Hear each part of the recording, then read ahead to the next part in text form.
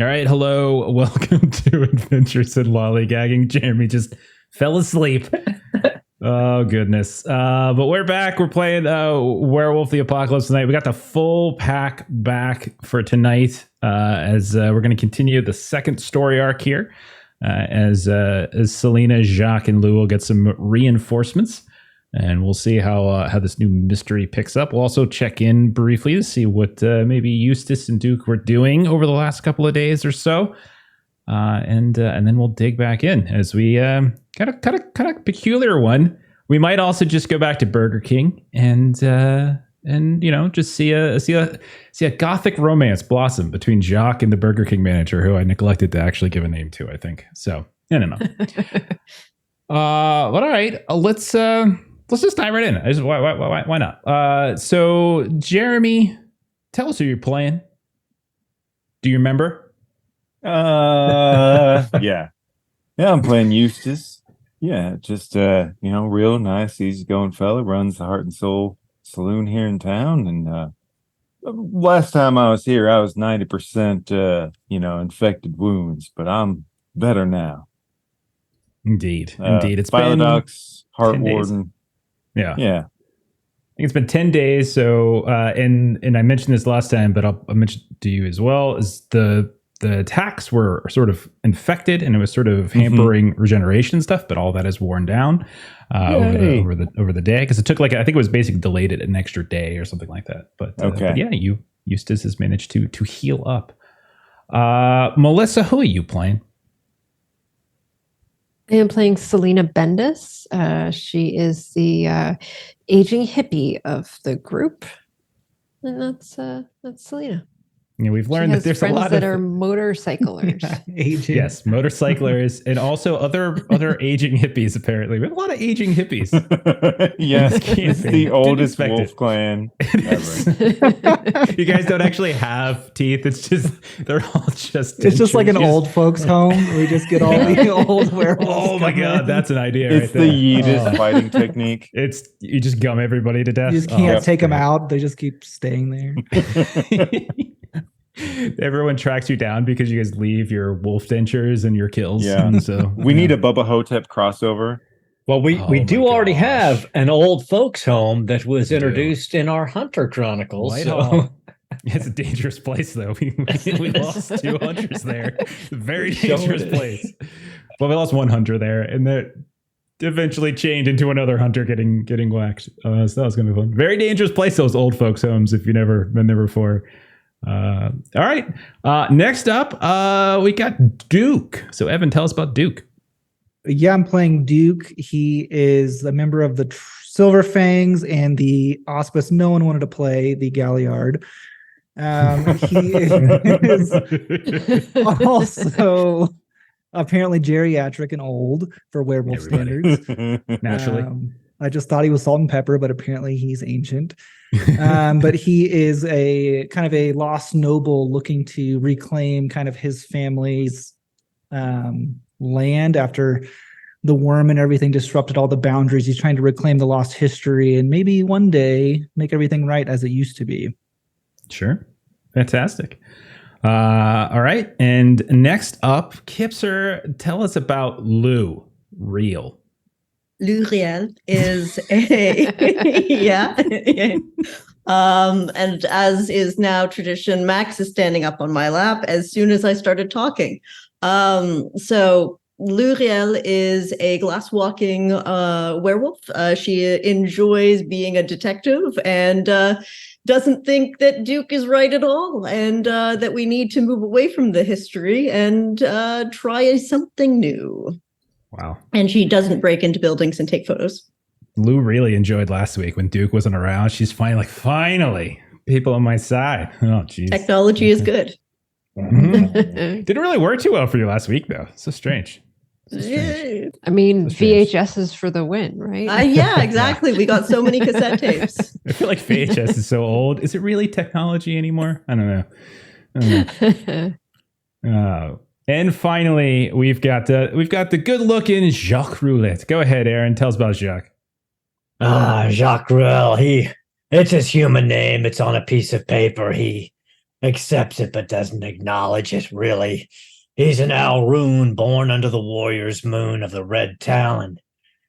He was pupped in the hills and hollers of West Virginia as a wolf, called away by a kin caller and taught his true nature as a Garou in his first pack.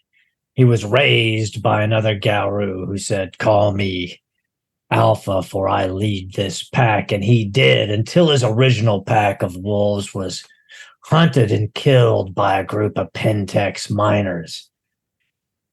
He gave into the rage and slaughtered every goddamn one of them. His original pack said, "It's time for you to give up your human name and run west, wolf, until you hit the ocean." And that's, well, he turned his bow and for days and nights ran till he found the desert, found Arizona, found a wolf sanctuary, found a human friend, which he thought was impossible, and a new pack, and a new alpha to follow, and a weaver lover that he doesn't trust. And he took the name Jacques Roulette. Very nice. Also found a vampire girlfriend, a Burger King Lover. girlfriend, and just That's a so dark many secret. things. All right. So let's get going. Quick summary. Well, I don't know how quick it is, but summary of last time around. The pack. We started off last time with the pack coming up out of the Umbra after the issues with the dust storm. We saw a little bit of a montage of them repairing the damage that was done by the Black Spiral Dancers. We saw enemy Garou receiving this ritual annihilation. We kind of define how like there was a special practice that you all use. We saw a bunch of human casualties. Unfortunately, they were the various bodies were cleaned up and they were delivered to a Joaquin Fulbright, a contact you all apparently have at a medical school near ASU, and they're going to be used as cadavers. Eustace, as we're getting a little bit more in a second, Eustace was dealing with some fallout from the dust storm at Hart and Soul. Duke kind of left town briefly to follow a lead on some of his personal goals. Lou, when you went out of town with your son, and when you got back, you noticed that you had about 1 billion frantic calls from your friend Calypso's circle. So she needed your help. And so the three that were available, Selena, Jacques, and Lou, and responded. Turns out that Calypso's sister, Tara, was missing. She's apparently a waitress at a place called the Black Canyon Diner, which is just north of Phoenix. Apparently a very strange and violent crime took place within the last about 48 hours or so. Left the diner filled with all manner of blood and gore, but no signs of bodies or victims. And Calypso, because she is in the know, she's aware of the world and the one that you live in. She thought maybe something supernatural might be responsible, so she enlisted you all to help. At the diner, Lou, you tried valiantly to push your way past the crime scene line, but the attending cop did not allow you to go by. But you did, however, serve as a great distraction for Jacques, who was in his lupus form, pretending to be a dog, wandering onto the parking lot, which was in fact a crime scene. Did some recon. You sense this fading presence of corruption of the worm, of the weaver. There's a detective that tried to stop you. You dashed past them into the diner itself. You picked up a little chunk of residue that had some local dirt and some blood in your paw, and then you got escorted away. Selena, you managed to spy a note on the officer's pad about a missing vehicle, the only missing vehicle from the lot, in fact, a 2009 Ford F-250 with a horse trailer that was attached.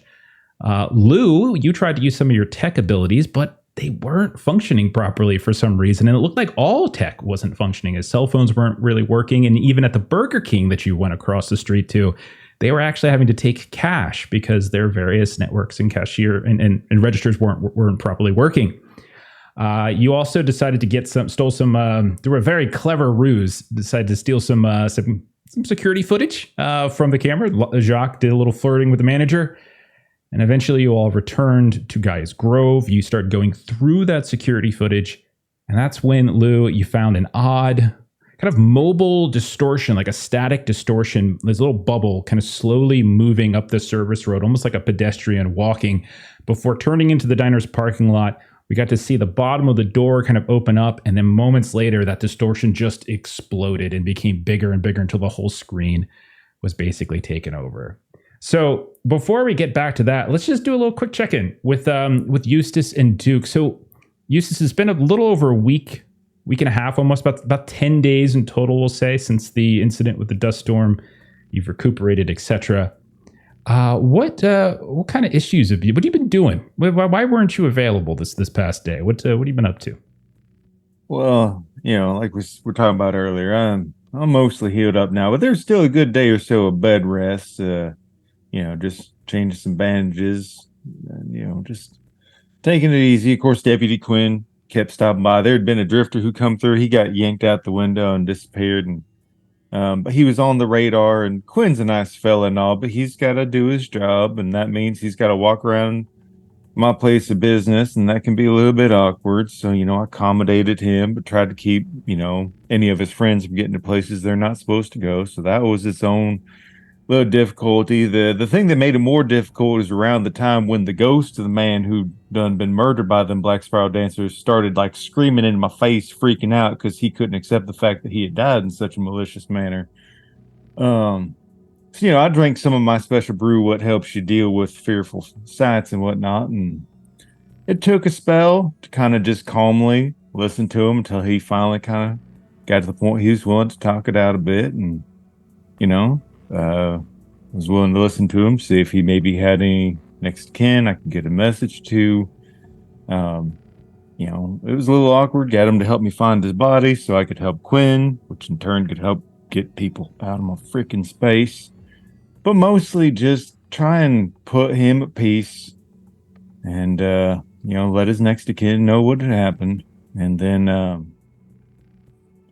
I think around sometime later on, I was trying to find a way to help his spirit move on. That's when I went to, I always forget that it was like Mystic Maggie's Magpie Shop or something. I don't know. Blossom hangs out there, Mm-hmm. So I went there to talk to them, and I had been out of town trying to get in touch with this man's kin, and that's when they said a whole bunch of nonsense was going down in some other town, and shit. I guess I better hop on the bike and get going. Just a couple steps behind. And I'll give you a name. Danny Perez. It's the name of your drifter. Okay. Probably learn that he you're right. I would say that he first starts showing up as like little flickers out of the corner of your eye in the middle of a conversation with Deputy Quinn and someone else while you're cleaning up. Over the course of a couple days or a week, you start to see him each time showing up for a little bit longer each time. And eventually you get the sense from talking to him, migrant worker, bit of an alcohol problem, in his 40s or so, has a family somewhere in Texas, El Paso, but he lost touch with them a long time ago, and he's just sort of, and for now, he's just kind of lingering around in the background of Heart and Soul as various folk are there, none the wiser to his presence. Not malicious yet. I'm glad I have magic beer to help me deal with that. And then we'll check in with Duke. So Duke, you had, so at the end of the last scenario, you were the only one that didn't partake in that kind of cleansing ritual. Everybody else, yes, including Adora, the sort of the de facto sort of sept elder leader, the most respected figure, basically. Everybody, including her, took in this darkness, right? And you're the only one who didn't. And maybe you were looking to see if anything manifested, but nothing has manifested. Like, no one's really kind of changed their behavior in any noticeable fashion. And plus, there's just so much to do after the fact to kind of cleanse and sort of rebuild a bit. But what are we saying? What do we think Duke was doing? Because I did say he stepped out of town for a bit, but what do we say Duke was kind of up to? What do you think? Yeah, I think for the first few days he was helping with the rebuild, obviously, since a lot got damaged and affected. And then I think at some point he I think he had been contacted by, what is her name? Pamela, the archivist. Pamela.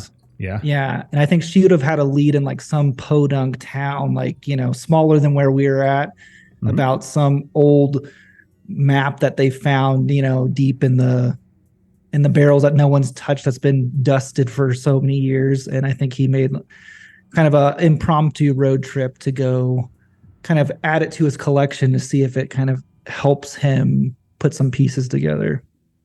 I'll say while you're probably drove up northward a bit, not quite to Flagstaff, but on the way.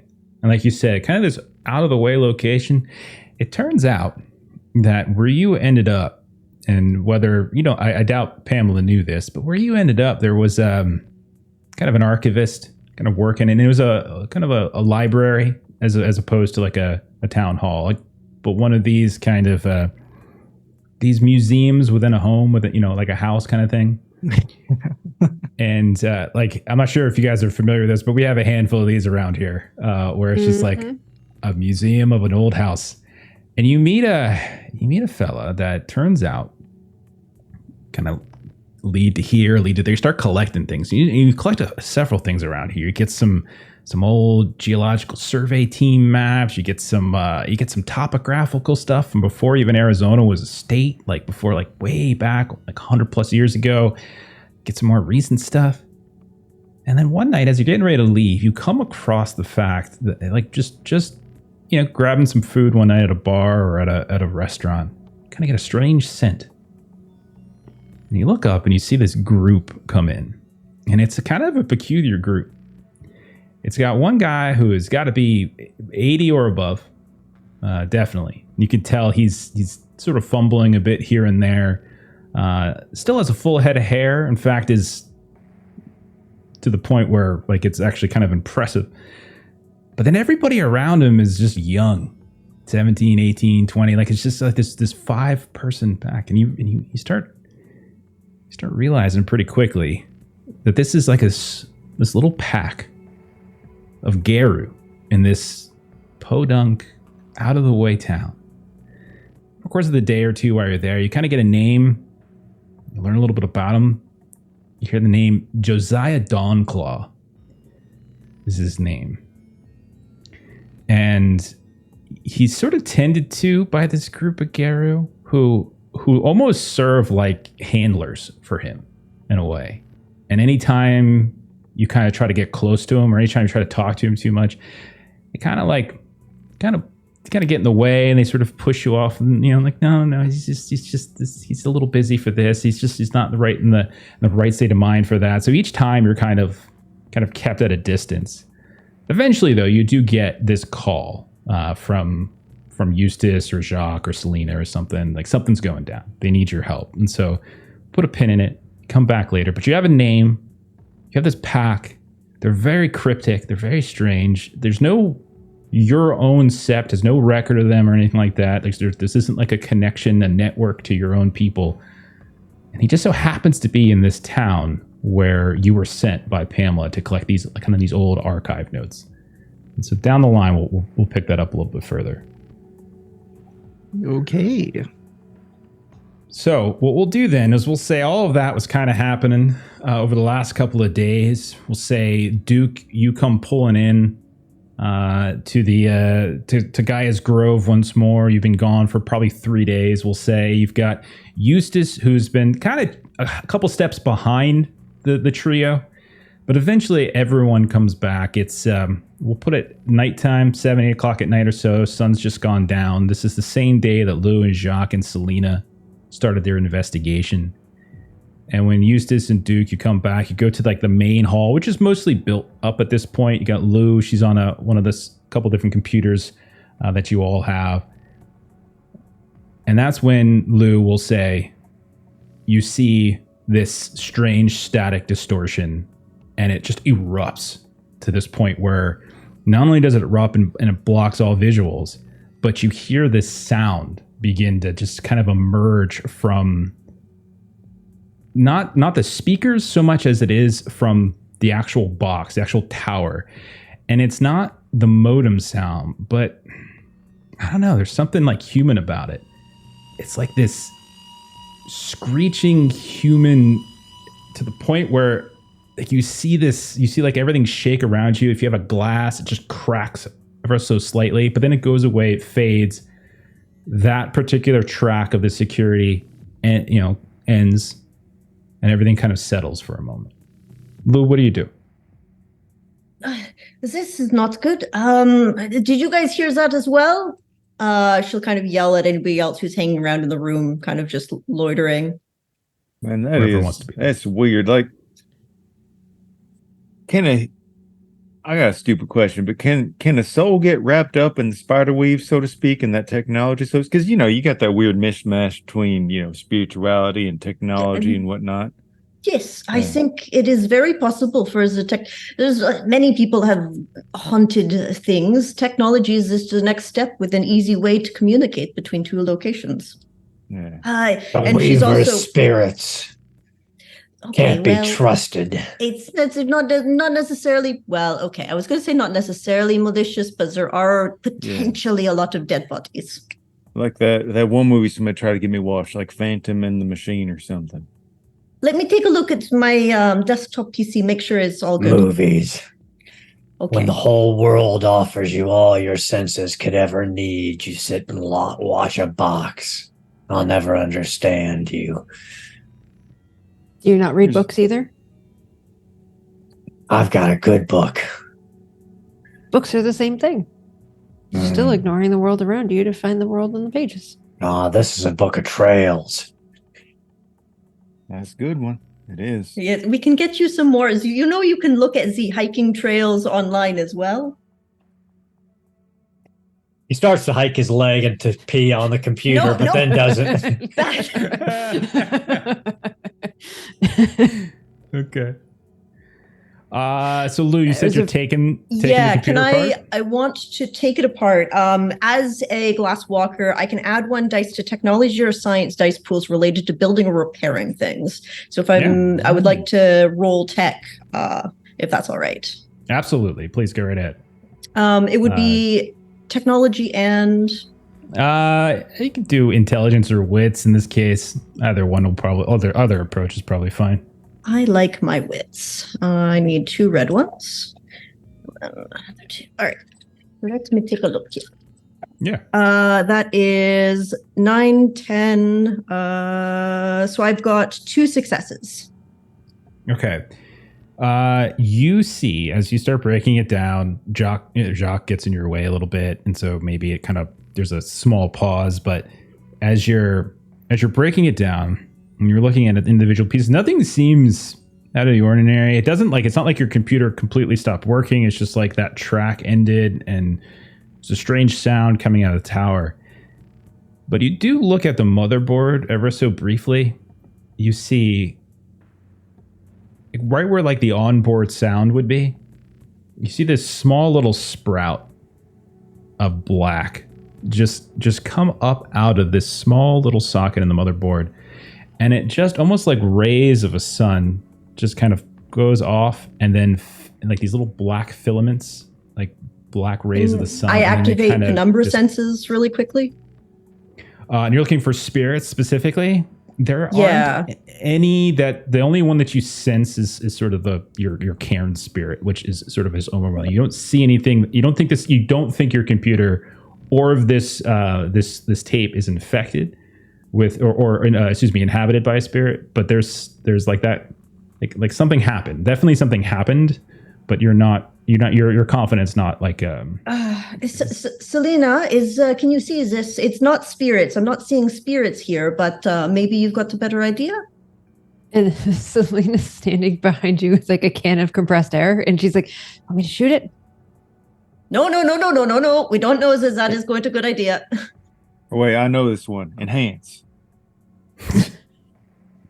Oh my God. All right. Yes, I know that you are all a little bit older than me, but we're going to dial it back a little bit. So Selena like kind of gets out her cell phone and puts on the flashlight. And then so she's going to try to like inspect and see if she can kind of see. Yeah, you just see it's almost like an asterisk, like you just see these it's extremely small, extremely, it's not larger than a dime in its radius, right? And as you start inspecting it, you realize it's almost like the dust that might have been in here, or like filaments of or pencil shavings. It's that kind of texture. But you just see them kind of radiating out from a very tiny center, and it's right near where the sound, like the onboard sound, is. Not moving anymore, not doing anything. Sprouted up, stopped, and then it was done. Tweezers? Somebody take it. Eustace, maybe you have something like that in medical kits. Yeah. Also, he's got like one of those ridiculous like Swiss Army knife things that has just a million different tools that he uses around the bar. He's it's like a crafty. multi-tool, but it's a banana. You just go on each side. Okay. Oh yeah, you could take a sample. That's not a problem. Maybe Maggie's will have something that they can take a look at with this.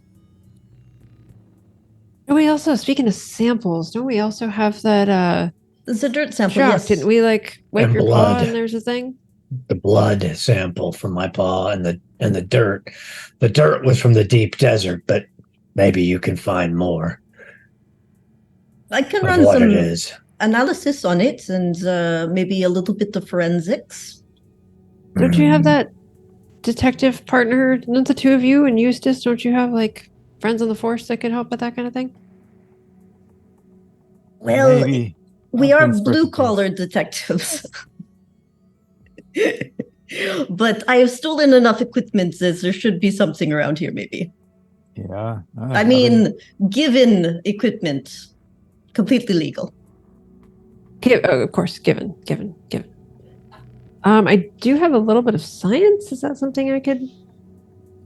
What are you hoping to learn here? Because with the dirt sample, I think Jacques tried to see. He understood that it was local. It was like in the area, but he couldn't get anything more specific. And I don't think you're going to be able to find anything more specific than just within that general area of northern Phoenix. I mean, maybe you search for like any sort of like power plant sort of things or any like your little tech thingies that you don't want in your city, you want outside the city a bit, because whatever Well, this is somehow. Assuming that electrified. this area is similar to where I originally was born, you guys have the networking maps, yes? History over time, where they show when somewhere has lost a connection and so people call in complaint.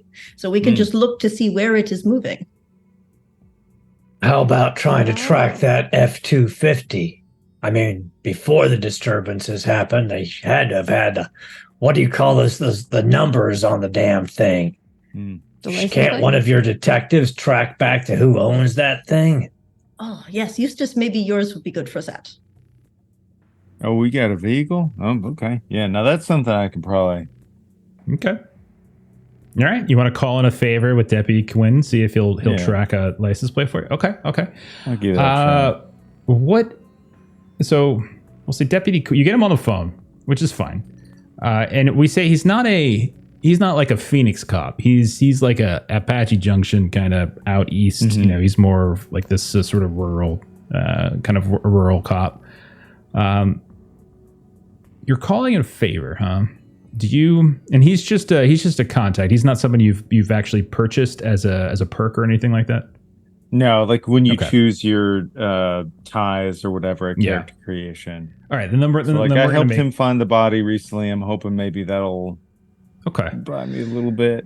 Well, you tell me what approach does Eustace take? Is that what it is? He's like, hey, I just gave you a favor. I need a call back. Is there an approach that Eustace would take towards this to try to convince him to do this? Because like, you know, you're a private citizen, Eustace. I mean, we're friends. I appreciate your help, but that's the way the road's supposed to go. Private citizen finds a body, reports it to law enforcement. Law enforcement just doesn't give out information about private citizens to another private citizen. I will whisper in Eustace's ear. I also have a contact with the police if we want the less legal way. All right. Oh, I'm sorry. I got somebody whisper in my ear, and I don't quite know what to mean by that, but yeah, I'm hoping. But at this point, I hope you know me well enough to know that I always mean well. I have concern that I can't verify at this time, but there's a chance for further harm to happen if we don't try and find out who this belongs to.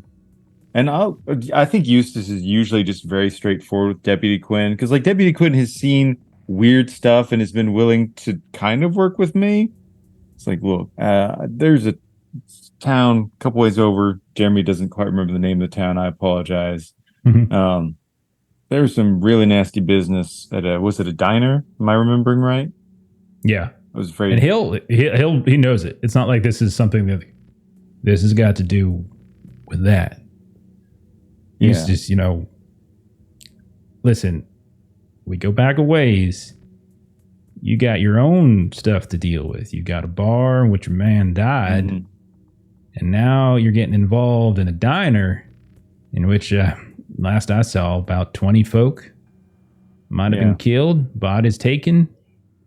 You're involved in that too. I'm not involved in it, but unfortunately, I got weird friends, and they call me about stuff. And your friends are involved. Well, they're not involved, but like a person knew a person, and then called a friend of mine who happens to be a private investigator, and look, I don't know exactly what's going on with that, but that's messed up to have that many people dead, bodies gone. I know it's kind of a roundabout way to get to it, but if I could prevent there being more bodies, that seems like a good thing to do.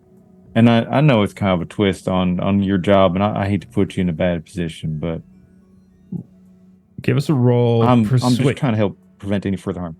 Is it going to be persuasion, composure, or no, excuse me, persuasion, manipulation, probably. Okay. And I'm going to make this is a difficulty for, like, this is an active investigation. It's connected to it. Like, this is not an sure easy. You don't want composure? No, I know. Yeah, I'm sure. Composure I don't think makes sense here. I'll take charisma if that's better. I'll do charisma. It is slightly better. Okay, that's fine. I'll take that. That's before. Okay. And It's like we're going to go the Yeah. Delta Green route of like, how much can we injure the bonds that we have? If need be, I have another option.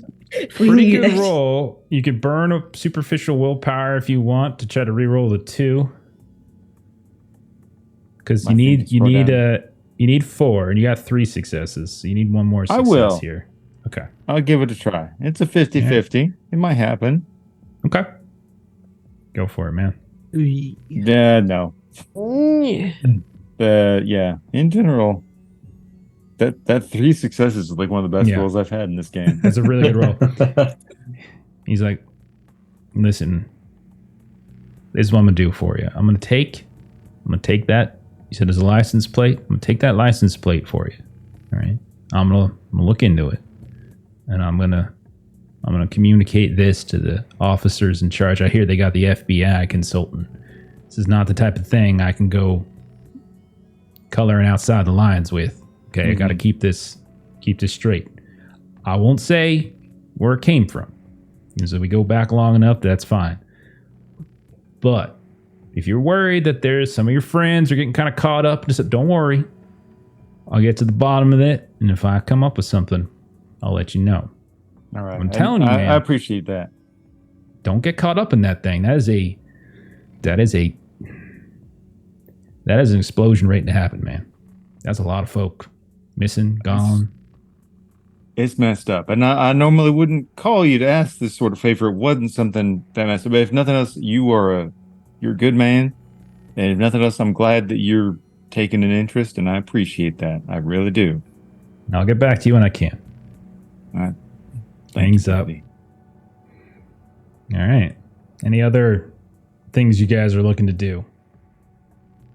So I think, Lou, did you have an idea about The like network maps? Yes. like a down detector kind of thing? Like seeing if we can find seeing if we can track people like reporting that like their internet went down, and see if we can kind of track like we don't need the downer. We just need, I don't know why you want antidepressants, but couldn't keep a straight face.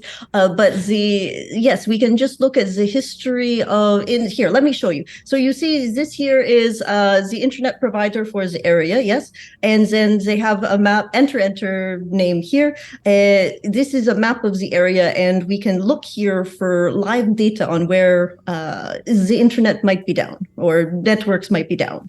Cell phones. Everybody likes to complain. If there's something going wrong, they will complain. And then it appears on this map. And we can look at it over time. So if we go back to see if there were any outings yesterday or the day before and see where it goes. I like that idea. Okay. I think that's fine. Lou, what's your take? We don't have to do rolls all the time. You guys can take half, by the way. So I've got 2 in tech, but my wits is like 4 and my intelligence is 3. Yeah, so I don't know if we've mentioned this, but taking half, it's like if it's not combat, we can do we can do this in here in like a situation. There's no pressure basically at this moment. So rather than rolling, you just cut your dice pool in half. So whatever you would do, comboing it, cut it in half, and if that number of successes is higher than what the target would be, then you're good to go. But I do keep the difficulty secret, so it's kind of up to you whether you want to make a risk on it. But it's a way for the game to say like, hey, you're really good at this, so just yeah, because you're good at it. You don't even have to roll. So would it be wits or would it be intelligence? I'm usually pretty so the way I look at it is intelligence is knowledge accrued, wits is application in the moment. That's kind of how I usually run it. Yeah. Okay, cool. Thank you for explaining that. So then that would be a total of 6, so half would be about 3. I'll take the risk and say half. Okay. Your hunch actually does pay off, as you do see that there have actually been this is an ISP, you're looking for internet outages, right?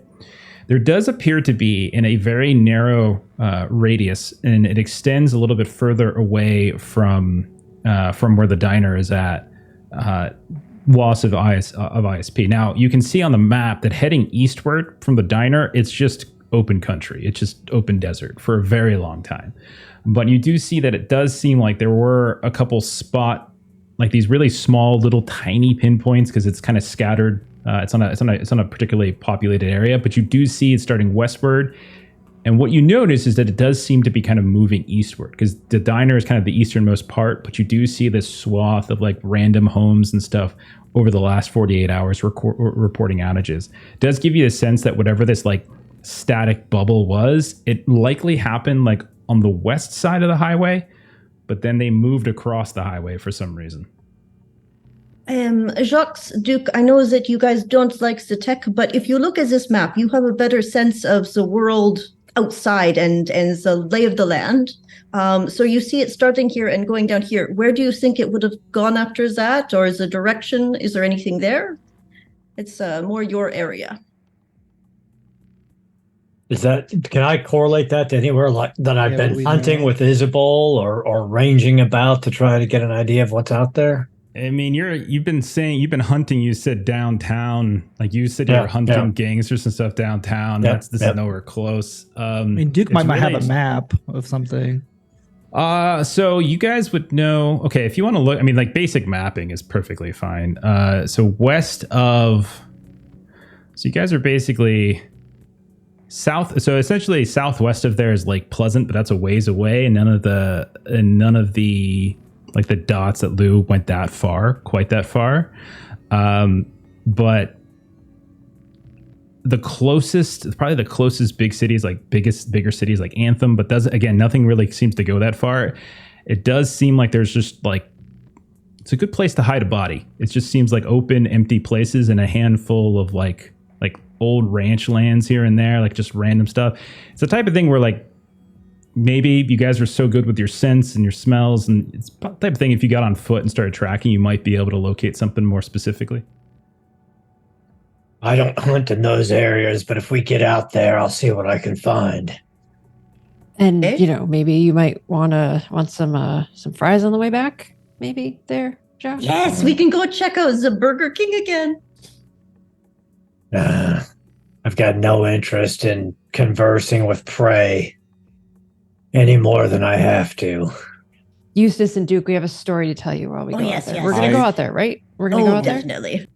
Jacques shifts into a lupus and walks out the door.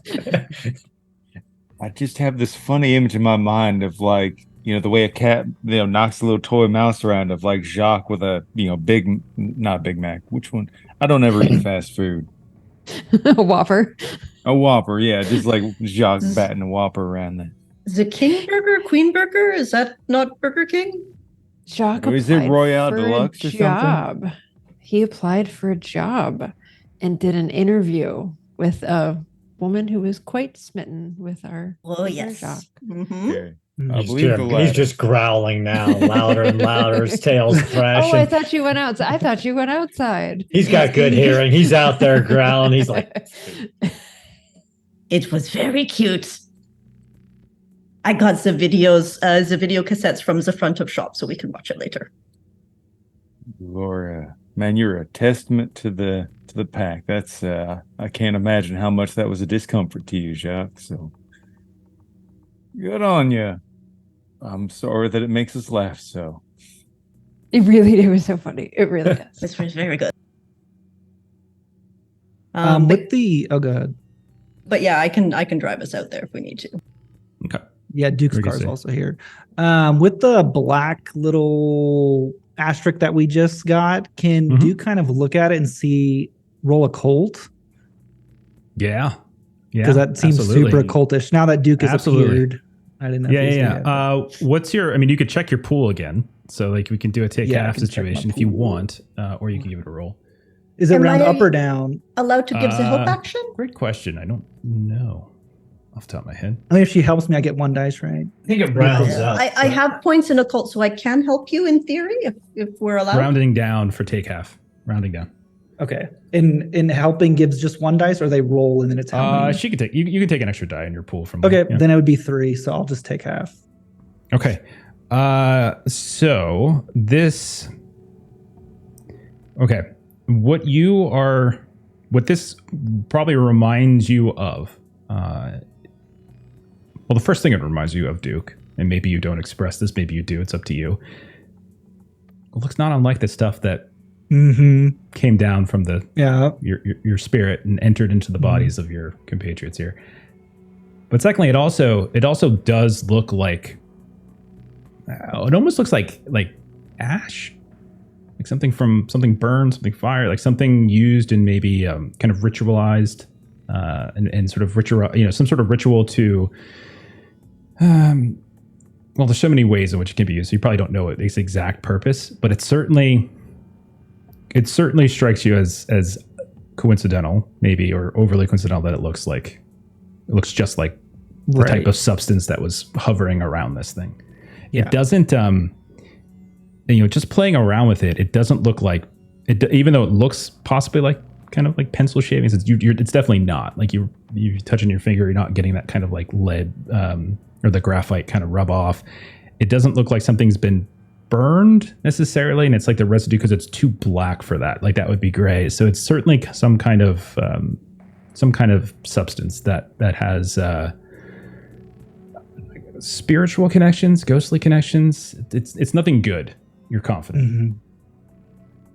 Mm-hmm. He will relay everything but the remnant, like reminding him of what they ate. He's keeping that part to themselves. I don't know how much of that they're aware of, but and then he'll say, wait, what are we even doing here? All I got a text was meet at this diner. I'm a little confused. And what's happening? There are a bunch of dead humans in the diner, like about 20. And do you remember sometimes some of us, we like to hang out at Maggie's Magical Mysteries? Magpie Mysteries? Yeah, that stupid place. Okay, yeah. No.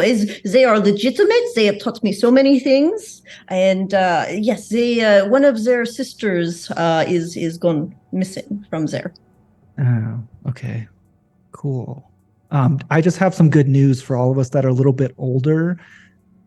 I was out of town recently, and there was a werewolf older than all of us. I'm just gotta say, things are looking good.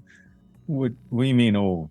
Like, I mean, people call us like decrepit. That guy was 1 foot in the they grave. I've Do you heard call what me some of the. decrepit? I would never say that to you, but Oh, I've heard okay. some people call me that. Oh, well, that's just rude. Yeah, I thought, being in your 50s was like the new 20s, but Well, that's because you wear them hipster jeans. They're 2 sizes too small. yeah, You it's walk true. funny. Skinny jeans. They just make my butt look good. What do you want from me? I mean, they do. I'll give you that. So that's why it matters to us, because it's Calypso's sister. Yes. Got it. Just wanted to make sure why I'm here. Okay. Well, that's Glad to I have you mean, back. Yeah, thanks. Anyways, the stuff's kind of sucks, so I'm glad we're running into it again. Yeah. Yeah, it's concerning. It's Mhm. very concerning. Are we ready to go? Yes. So Lou will just like pop in a cigarette, light it, and go, okay, I'm ready to drive us to the area now. I mean, my Okay. car's here, so I'm ready to drive myself to the area. You Sounds can good. join the pack. What am I gonna do with my appreciate your car? alone time. You appreciate your alone time, don't you? We won't hold it against you. Duke drives an old Bronco for sure. Nice. You know, so We also Jacques have is just sitting next to Duke's Bronco, just waiting. Are you in lupus form, or are you just? Yeah, sitting he's a there? wolf. He's a wolf. No. Just like wagging his tail. Your seats are about to get torn up. So Yeah, he's the been in old there Bronco, and then the communal El Camino, because your that what it son is? has your car. We have a communal El Camino for delivering bodies places. You guys head out. All right, so you're looking to essentially go out to like the area and just kind of just use your am I understanding correctly? You're just kind of going Yep. out there and using your werewolf senses, running around, kind of seeing what you Yep. can pick up. Okay. All right, so we'll say that you head north. So again, it's about 45 minutes to an hour and a half away, depending on traffic. You get there, it's late at night, probably 9, 10, maybe 11 o'clock at night. And you start, we'll say there's not many exits in the area. There's 2, if you recall. There's kind of like the exit that comes to this service road, and then with all the, the Burger King and the other things. And then there's one more north of that that's just more kind of industry or just local ranch homes and stuff. So we'll say that's maybe the one you pull over on and you kind of start scouting a bit. Does everyone go out into a various wolf forms and scouts around? Do you stay together? Do you split up? Like what's the thought here? Walk me through this. I think we'd probably go off at least in 2 different groups, kind of do a grid pattern out from the last location that we figured it would start from, and just do kind of a crisscrossing 100-yard splits. About to say the same thing. Grid search. Okay. Search and sniff. Okay. Yes. So why don't we just do this? Let's just do a roll. You also can just take half if you prefer. But we'll go with like a survival wits. So you can either take half or you can give it a rip. And I'm just going to kind of total up kind of like a skill challenge sort of thing, just to see how long this basically takes you to pick something up of interest. So just give me your total successes. And so we started off with 2 rage. Okay. And 2 rage. And Yeah. audience bits were for... You can re-roll 1 die. Okay. Good deal. And you said survival wits? Yep. Survival wits, yeah. Not so good. I got 3 successes. That's pretty good to me. Yeah, 3's pretty good. I mean, 3 will succeed on most tests, to be honest. Well, most of these types of tests, I should say. Double I'm gonna ones. spend an Curse you. audience to reroll 1. Because I'm You can only reroll rolling those 3 too. dice. So, what about if we get complete failure here? Well, it's You like You get can like still one, willpower and one, or re-roll if something? you want. You can All still right. willpower I'll and re-roll. try that. Because Yeah. Yeah. Get a 7, a 7, and a 10. I got 110. I'd really Very like nice. to get a 10. Happen. I got 2. Okay. 2. All right. I mean, it's pretty good. Wait, Still no, pretty it's good, 6 guys. a success? 6 is a success, yeah. 6 Oh, and up. 3. Yeah. There you go. I guy. mean, you guys complain for nothing. I don't know why I just called you Guy. That was weird. There It's like you I go, forgot guy. Jeremy's name. It's been gone for like 2 Ooh, weeks. I forgot his name. Okay. Say Good that job, again. How you. many- What was that? What you person there? 2. Okay. You all right. person. I do that sometimes when I forget students' names. I'm like, hey, man, how's it going? Hey, bro. What's going on, guy? Hey, you? Yeah. Oh, good. And I like when they go like, hey, there. professor. And I'm just like, hey, student. And we're like, ha, ha, ha. It's our funny little joke, but it's really because I just don't remember your name. Okay. All right. So y'all are... So a lot of you guys did really great. So we'll say over the course of probably about 2 to 3 hours, you guys start running around in whatever form that you want to be in. This very large patch of ground, a couple square miles basically west of the 17, the interstate, in the direction of where Lou was kind of getting those strange kind of signal outages here and there. And there's a few things you guys notice along the way, and I would say all of you did well enough to kind of pick on some to pick up some things. A few things you notice. So you notice that there's a lot of kind of odd wildlife behavior going around. It's nighttime, so there's not as much stuff out. But a few times here and there, you do find that there are just patches of dead birds on the ground, just right there on the ground. Kind of makes no real sense. They just seem to have just fallen. Now it's hot, but birds are these types of birds. Desert birds are smart enough to find shelter, so it's not like you see like big flocks of them. Like there's 1 or 2 maybe, but a dozen laying on the ground. You find other moments where there's like a kind of a string of what looks like chewed upon critters, like something's been bit and ripped apart. So you see things from lizards to snakes, all of which have been like feasted on here and there. You see issues where like a swath of like flora, like the cacti and various other desert grasses, is just wilted or blackened. And now maybe that happens over the course of a long period of time, but like coupled with all this other stuff together, it looks particularly strange. And in the process of doing that. Yeah, go ahead. So when the Grove, like when everything was happening in the Grove, there was sort of that wilting, dying effect on the trees. Does this seem similar to what we experienced in the Grove? It's definitely not a whole lot different. Yeah, it certainly looks similar. It's in smaller quantities. It's a little bit more precise as opposed to the large. But it doesn't look different. You notice a few times like there's something strange about like the way the wind kind of gusts here and there. Like everything just feels off. Like you guys are Gary. You have this spiritual connection. There's just something about the area that just feels particularly off. And you also notice there's a handful of like ranch houses. Like these are small houses. Some of them are occupied. Some of them aren't. These aren't like really rich, like on the side of a mountain kind of houses. These are just like old shacks that maybe a handful of folks. Lights nowhere. You don't see any sign of electricity. There's a handful of like house lights here and there, but none of them are on. At one point, Jacques, you pick up a scent that is almost identical to what you smelled when you went inside the diner. That same kind of strange, corruptive odor mixed with blood, mixed with gore. And it leads you to one of these shacks specifically. And you also notice on the ground nearby is another one of those patches of just birds. You look at them, Jacques, you can see that they're not dead from sickness. They're all dead from like broken bones. You see like their heads are kind of cocked in such a way as if they ran into something. And they're all on the ground. But you do find a shack, and you can tell wafting out of that is that same odor. It's fading just like it was with the diner. Like it's not there anymore, but whatever was at the diner was here as well. And you can smell the scent of blood inside. So Jacques, who's searching with Jacques? Is it Duke?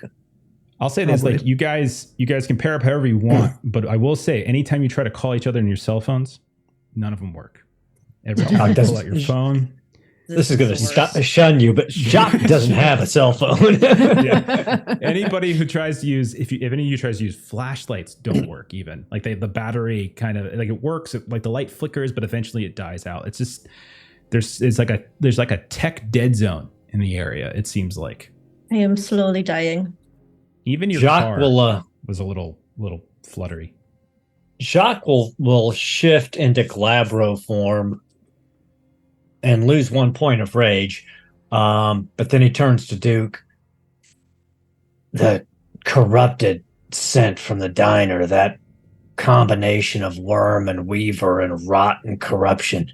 Whatever was in the diner has been in this house too, but I think it's gone. But I think we should investigate. He'll nod, and I imagine Duke has done something like this before, but there's some sort of howl or noise he makes to like alert the pack, and he will do that to get people to know where we are, to kind of get them to start coming in our direction. Okay, I mean, you guys can howl like you guys. Yeah, I imagine he does something howl. specific though that they Yeah. know it's him. Oh, yeah, I guess yeah. is what I'm saying. Yeah. And so you kind of, all of you kind of come from your disparate directions, and let's see, who might this be? Eustace, actually. You're probably the furthest away, but you pick up a very kind of faint odor that's kind of venturing a little bit. It's almost, you almost don't even get it. Like you can bear, but with your 3 successes, like you can tell it's like when a perfume, you walk into a room after somebody, just sprayed on cologne or perfume, but because you're a Geru, it's like they sprayed it a couple days ago. It's not like they just sprayed it an hour ago, and you can tell. And Eustace, you hear the sounds of the very familiar howls from Duke, but you follow that little scent, and you see in the earth a giant hole. It's kind of messy, and you can see that something has kind of crawled up out of it. It's not there anymore, but you can see the signs of someone kind of scraping, or something kind of clawing or scraping along the dirt. It's very caked dirt here because of the heat, but you can see very clear kind of claw marks or finger marks of something pulling up out of that dirty kind of hole in the ground. My knee-jerk reaction is like, does my insight make me feel like this is somebody clawing their way out of their own hastily dug grave? Absolutely. Yeah. All right. Well, I will rejoin with the others because I don't want to have combating howls or whatnot. But I'll give them a heads up that we've got somebody dug themselves up out of their own grave. Great. That is another thing on the list then. Okay, so we'll say Lou are together. We'll say Selena, Duke, Jacques. You the 3 of you are at this shack. Eustace and Lou, you're at the grave. You kind of hear the distant howls. So we'll go to Selena, Jacques, and Duke. You're at this shack. You got this terrible odor, familiar, and you've got these dead birds all around here and there. What do you 3 want to do here? Selena sort of kind of puts her nose up in the air a bit, and I'm wondering if I can use shadow sense, because it's looking for supernatural elements in the area. Does it define any specific supernatural elements? It just says for supernatural elements or creatures in the area. Okay. Other than your pack mates, you don't sense any creatures immediately in the area. But like I've mentioned before, there is like a residue of it, kind of like you can tell that something had passed through here, but there's nothing. Just making sure nobody's now. like watching us from the shadows or that kind of thing. You're pretty confident there's actually nothing inside, at least of a supernatural variety, and from your natural senses, not even a human variety. There's nothing inside that you can sense, other than the fact that there might be a crime scene. But other than that, something was here, but it isn't here now. Selena would want to look for kind of in the dirt to see if we can see something that looks like a truck and trailer may have been parked in this area. Okay. What's your half? So I'll roll it over. You already rolled it. You're gonna do anything. If you're looking at for that specifically, you do not find that. There is a dirt road. Like the roads that you kind of took when you got off the highway was paved for maybe half a mile, then kind of came to one of those ends, and then there was just desert. But there were some like satellite dirt roads that peeled off, and they kind of ventured off into these different properties. And so you followed one of those. And that's kind of what this shack is on.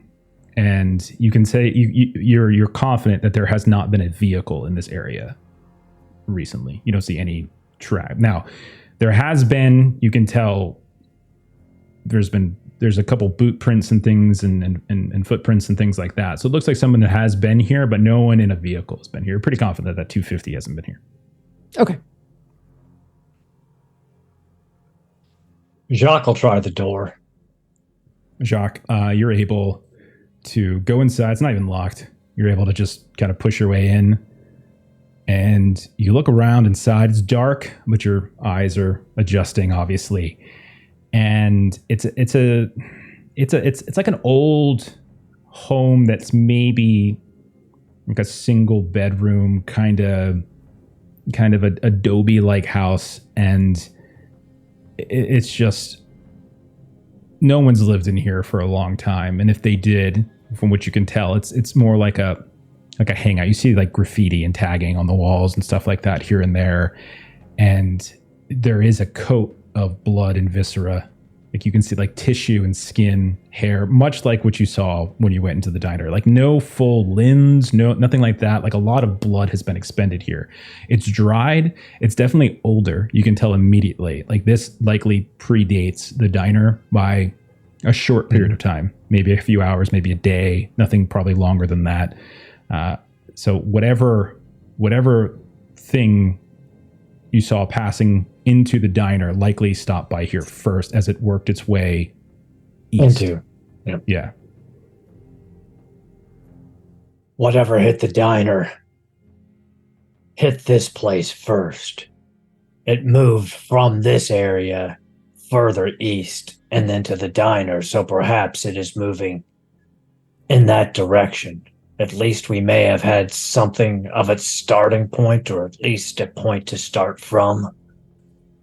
Maybe it was somewhere after here that it picked up the trailer, because I don't see that there was a truck or a trailer here. So maybe it left here and then went to find. Yeah. Or maybe transport. it took the truck and trailer from the diner. Maybe it was had been parked there with one of the customers, and it just took it because it was opportune. Yeah, it seems I like was we're going the giving them more credit. wrong way. But at least we now know at least we know that it started from here and moved that direction, so we can track it from the diner instead of tracking it back. Right. And with the like blood and viscera everywhere, does it look like someone was killed here, or like this is like maybe the result of someone transforming into something, if that makes sense? Right. There's enough blood here that if it all came from a single person, there's no way that a normal human person could survive this much blood loss. Like it's that much. Okay. But if Other than the blood and the viscera, simply is there any like clothes or like anything that might have Trinkets or identified who was here? Yeah, you do notice that there are little like sleeping mats here and there. You get the sense that this was probably like a crash pad for like vagrants and such that might have been coming through here and there. You do see like there's little setups of like old coolers and things, maybe where they kind of put food in and they stored some stuff in. Nothing that would suggest like any sort of identifiable. But it does look like there were people here, as there are packs of things. So it likely looks like unfortunately they just happened to be crashing here at the wrong time. And when we exit, do we see prints going towards the diner or in that direction? Yeah, for a little while. I mean, it's been a couple days and it's faded, but you can certainly tell, like, as you start tracking it out, it does seem like someone has sort of ventured down this dirt road a ways. Okay. And maybe even taken a more direct path or so. And are they human or are they wolf-like or? Oh no, they're human. You see, Like What'd you get on barefoot your or side? in shoes or I'll say that you guys, with your rolls, you got about 12 or so. You notice immediately coming out of the diner, and probably for maybe 10, 20 feet or so, the ground has barefoot. You can see like discoloration in the dirt road where likely some blood that was on the sole of the foot has dried over top. You would say the size is not probably particularly large. It's probably not a very large foot, but it's a human foot for sure. Definitely something's up with the gait a little bit, but you can tell that they are certainly smaller. Either maybe a young man, maybe a woman, that kind of size. Like it's not like a giant, like NBA sized foot or anything. And I saw boot prints farther out. Yeah. So I mean, but again, there's people. You can tell this place has been people have come and gone. Yeah. And then you said that, and then we see the prints for a while, and then they disappear, right? Yeah, and eventually they kind of fade out. Like you imagine that, like the blood dries off, or whatever happens. Okay, gotcha. Yeah, but it definitely does. It is heading eastward. Like you're getting that. You guys are right now west of the diner on the other side of the highway, and like it's heading in that direction. So Duke, we want to figure out where this thing came from. So we should go further to the west, right? Investigate its history. That makes sense, but we can do that. But we also need to figure out where it went from the diner. And if the only thing we have is this truck, that's not a very good lead. maybe we should see if, I hate to say it, maybe we should use Lou's method and see if there's any other outages heading east from the diner. Don't tell her I said that. Well, just like Condescender, say she was wrong, making us go this direction, and that we need to relook at it and then come this way. You know what I mean? Like, just downplay it a bit. Don't make it sound like technology's rules. You too. I think the new kids call us like goodness. gaslighting. I think that's what we're gonna do. She's embracing it. The older generation. I think Duke, I think you missed a little bit of the nuance gaslighting's of timeless. that. Yeah. So Eustace and Lou, would you have lingered at that grave site? And it's not marked. There's no marking at all or anything. I gotta say, maybe staying in wolf form. I mean, if you're digging yourself up out of a grave, there's a decent chance something's gonna fall out of your pocket, something like that. Maybe any little thing to help identify the person. Well, yes, let's, I would like to invest. I know that they just wailed and cried for us, but they can wait a moment. They can wait a moment. And Lou is in Homid form right now. She's been traveling in lupus form, but she's got like a little dog backpack she wears, a little happier than Jacques does when he is forced into some of the outfits that she has on the ready. But she'll be in more Homid form, and she's going to just put her hand over where we're seeing those dig marks to see if it's human sized or if there's like clawed points in it. Like, what comparison? Human sized in terms of its dispersion, for sure. I guess there's probably not enough to go on for you to determine claw size, but it did dig directly into hard caked desert ground. And so if there's no claws, it's at least significant strength. Probably, the fact that they crawled up out of a grave to begin with suggests supernatural something. So something's like Buffy the Vampire Slayer. Got it. Now...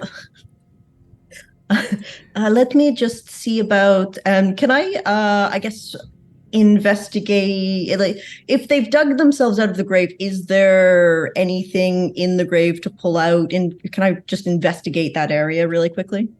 I will tell you this, that there is a suspicious lack of anything around here. As if someone maybe wanted to bury something that wouldn't be found. There's no identifiable equipment. They might have been naked. Clothing.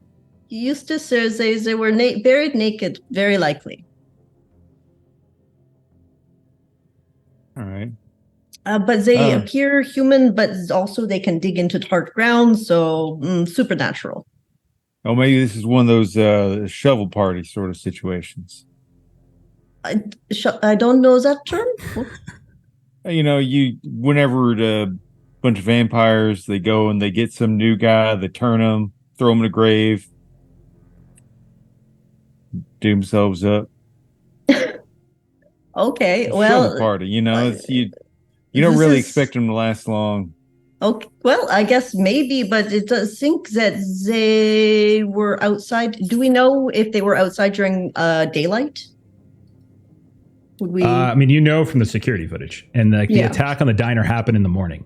Was that Yeah, at okay. breakfast? Is it- During Okay. breakfast? Yeah, okay, I just couldn't remember exactly when. I So sorry. I haven't Uh, seen a whole lot of like self, release corpse. I don't know the investigative term for it when somebody digs themselves out. I think the investigative term is fucked up. So Man, you're a good detective. thank you. I've studied hard to be this good. I've stolen a lot of textbooks and written myself a lot of certificates. That's fantastic. I know, right? Let's go back to the others. I think we need to keep moving. It looks like they were going in that direction from the claw marks.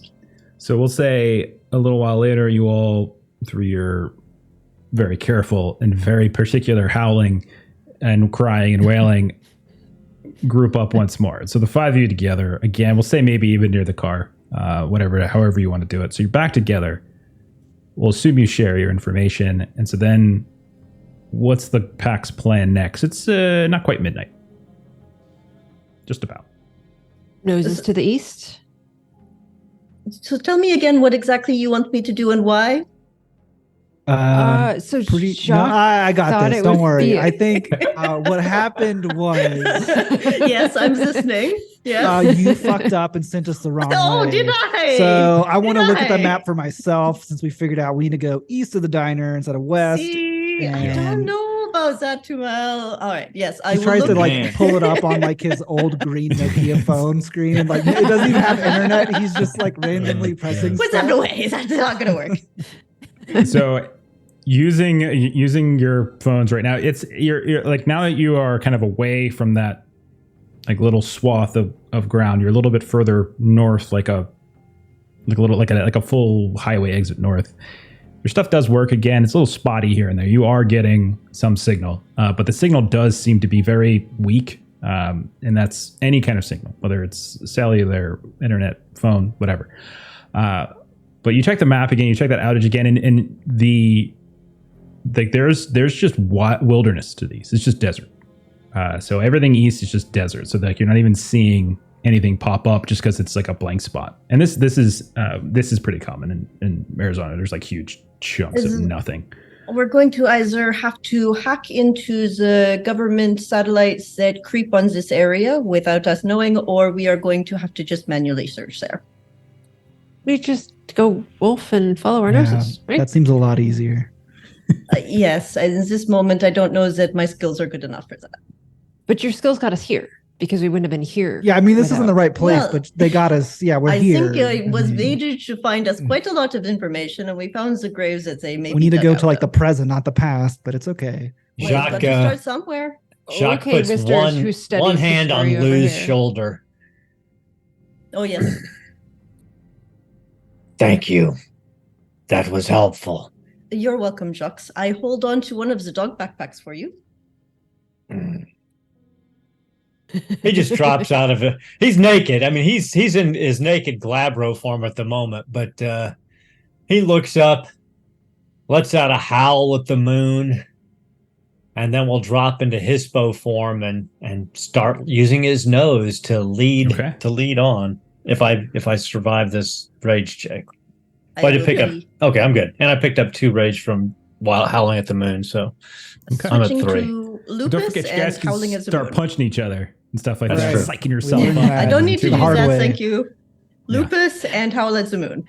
It I did mean, also would it make more sense for us to get drive to the riled. diner and get closer? Like, how far is this diner? You said it's 45 minutes. We're going to start all the way 45 minutes away and then. Oh, start- no. You've gotten pretty close to the diner. Okay, You're just so like we're you're just a close-ish to highway start. exit north. Okay, That's all. cool. Yeah. You're not that far away. Okay. So if you using the diner as sort of like the grounds or close to the diner, obviously, and trying to track on out, we'll assume you do whatever you can not to be observed by any kind of cops, cars that might still be there, even though it's midnight. You're not sure if there's anyone really there watching the scene. So you start venturing out eastward. Jacques, you said you're taking the lead in like your hispo form. Did I hear that right? Okay. Correct. What's your survival wits? Survival, wits, and the +2 physical dice for hispo give me 6 dice, so half is 3. Okay, that's fine. I'll say one thing you notice. You start kind of venturing kind of northeastwardly a little bit. Is that you kind of pick up on that same trail, that corruptive scent. All of you feel as you're following Jacques, if you're in a wolf form, you feel your fur kind of stand on end, almost like a static electricity charge is kind of coursing all the way down your coats. Those of you who are in some sort of homid or glabro form, like you can feel it wherever your hair is. Like it's palpable. It's in the air. There's also this horrific scent that is just assaulting your senses. So any of you that are in like a supernatural form or in a wolf form, it's even worse. Like your eyes are watering, and like every now and then you're kind of sneezing a bit just to try to clear the nostrils. Jacques, you find that scent, the scent of death, becomes very palpable, and you can track it, follow it for a bit, and you see that there is on the ground this looks like a stray cat, and it's been gnawed upon, and then handful of feet after that, another stray cat. Handful of feet. How big are the? Yeah, go ahead. How big are the bite marks? I mean, does it look like human bite marks, or no? Most certainly not. Most certainly not. But at the same time, it doesn't look like werewolf. You don't see like the sharp tearing of teeth. There's a like first glance. I would say for all of you, first glance, this you probably wouldn't be able to because I would say all of you could probably recognize like a wolf bite or a dog bite to some degree. It doesn't look like that. It looks like something different. But it look like a vampire bite? I'd recognize that. You would recognize that too. I would say all of you probably at some point maybe have had an encounter that way. But no, it doesn't look like it's been fanged. But there's just it's something kind of an odd. It's just sort of an odd shape. So something you probably wouldn't. Nothing that kind of screams out at you immediately. But you start kind of like finding this like almost like a trail of dead bodies, and they're like stray cats. There's like desert lizards, rattlesnake or two, like all of these different disparate animals that you can see are just kind of being gnawed upon. Well, so I mean, does it look like they're being fed on, or just like bit and like just left dead?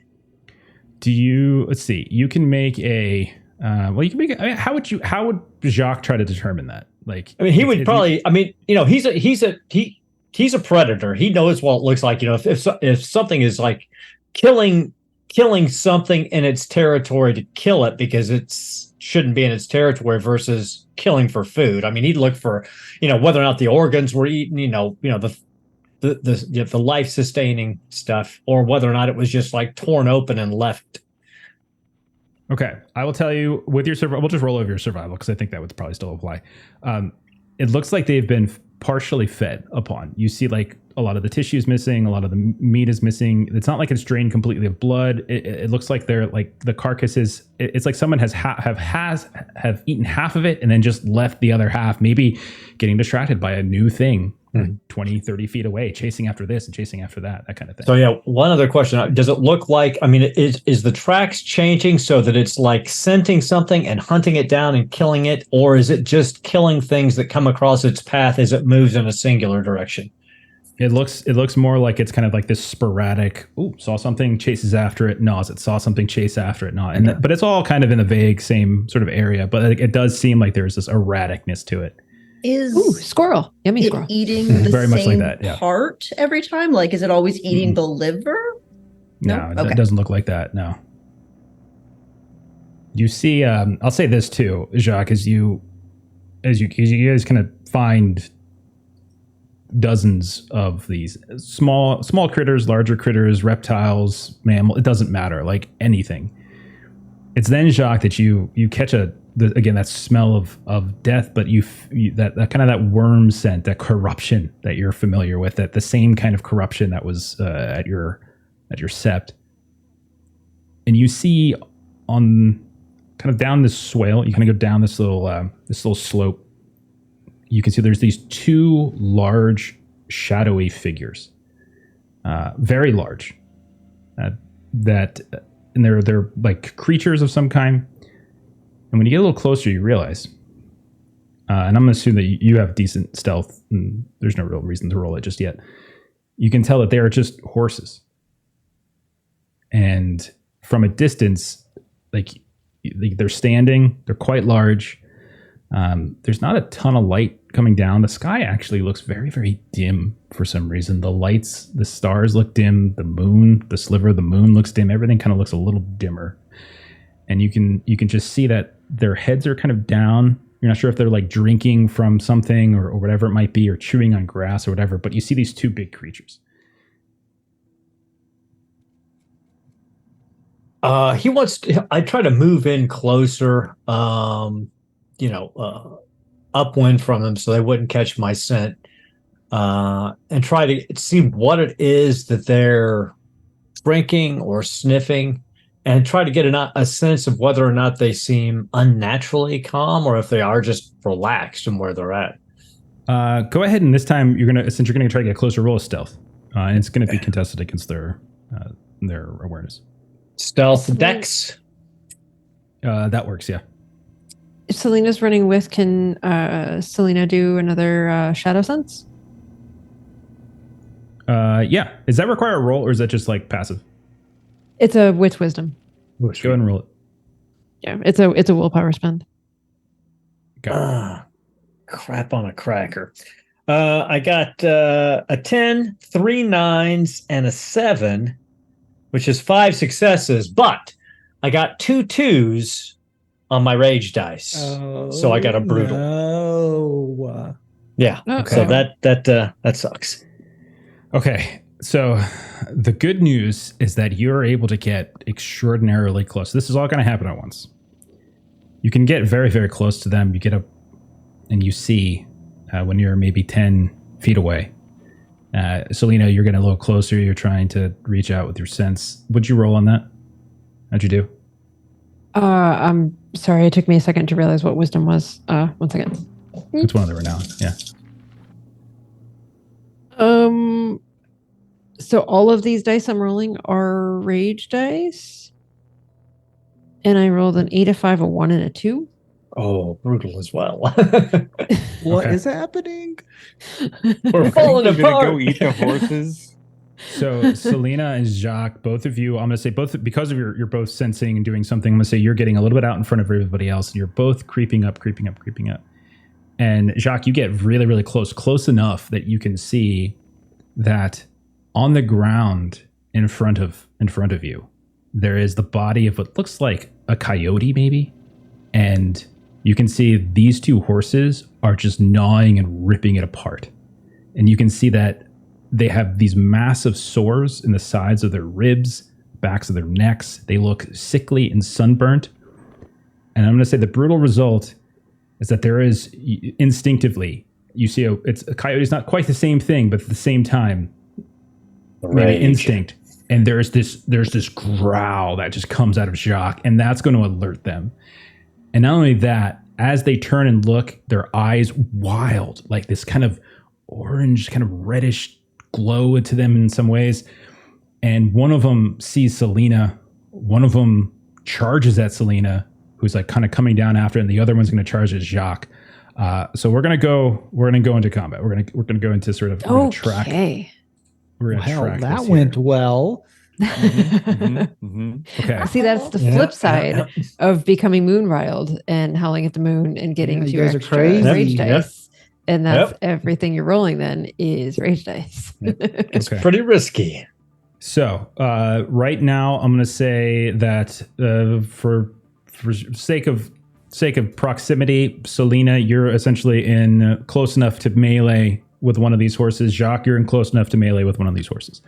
I'll say Eustace, Lou, Duke, you're further away. So if you've forgotten, just tell me what you're doing, and then order is based upon like proximity. So if like Selena and Jacques are meleeing, they're going to go first because they're already kind of locked in. If anybody else is trying to move into melee and fight, then they would come later in the order. So So yeah, we'll let me just do around the horn here. Eustace, what would you be doing?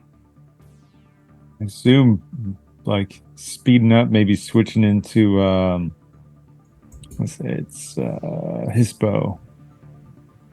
Gotcha. Get a little bit faster pace.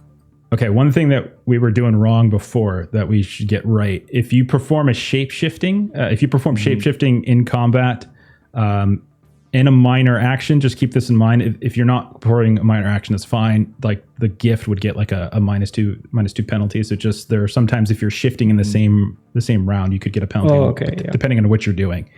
Not everything you do, just some things. So I just want to make sure I wanted to call it out. So you're going to shift and then you're going to charge in. It just not actually taking an action, but that basically is my action, is like to be doing the shifting and moving in because I'm a distance away. It's still a minor action. It's still like shifting is a minor action, so you can actually, charge in if you want. That's totally fine. Okay. Maybe you just charge in and you don't get a fight. You get a fight off or anything. That's right. Okay, Selena, you've got one of these horses with these kind of orange, like these strange kind of orange reddish flecks, kind of almost glowing, floating around. The dim light from the star and the moon above, kind of reflecting off of it. It's got this wild, crazy look. It's dripping from its chin, from these teeth you can see that are covered in blood, little chunks of fur from the coyote kind of dripping down from its mouth. Selena, what are you doing? Selena wants to try to do Hare's Leap and see if she can just kind of close the distance and just pounce on this thing. Okay, and you're already in a form? You're good to go? Yeah. Okay. Duke, what are you doing? Duke wants to try something. How far is Duke away? Can he get like close-ish? He doesn't want to like you can get engage close-ish. him. Yeah. Okay. Yeah, you can get close-ish. Duke would like to use his gift Stare Down, which causes animals and humans to move out of the way. I want to try and basically like get them to submit to Duke. Okay. All right. So you're going to move up and you're going to use your gift. Lou, what are you up to? Lou is going to go into Hispo form and also move up, same as Eustace, pretty much. Okay. So Eustace, Lou are kind of going together. Duke's going to do his own thing with the gift. Selena is going to hop into the fight with one of these horses. And then Jacques, what are you up to? Jacques is going to leap at the throat of the horse creature that's charging him and try to tear it out with his teeth. Why do you guys want to keep eating all the corrupt stuff? He just want to eat it. He wants to tear his throat out. Yeah, but it's going to be in your mouth. Right?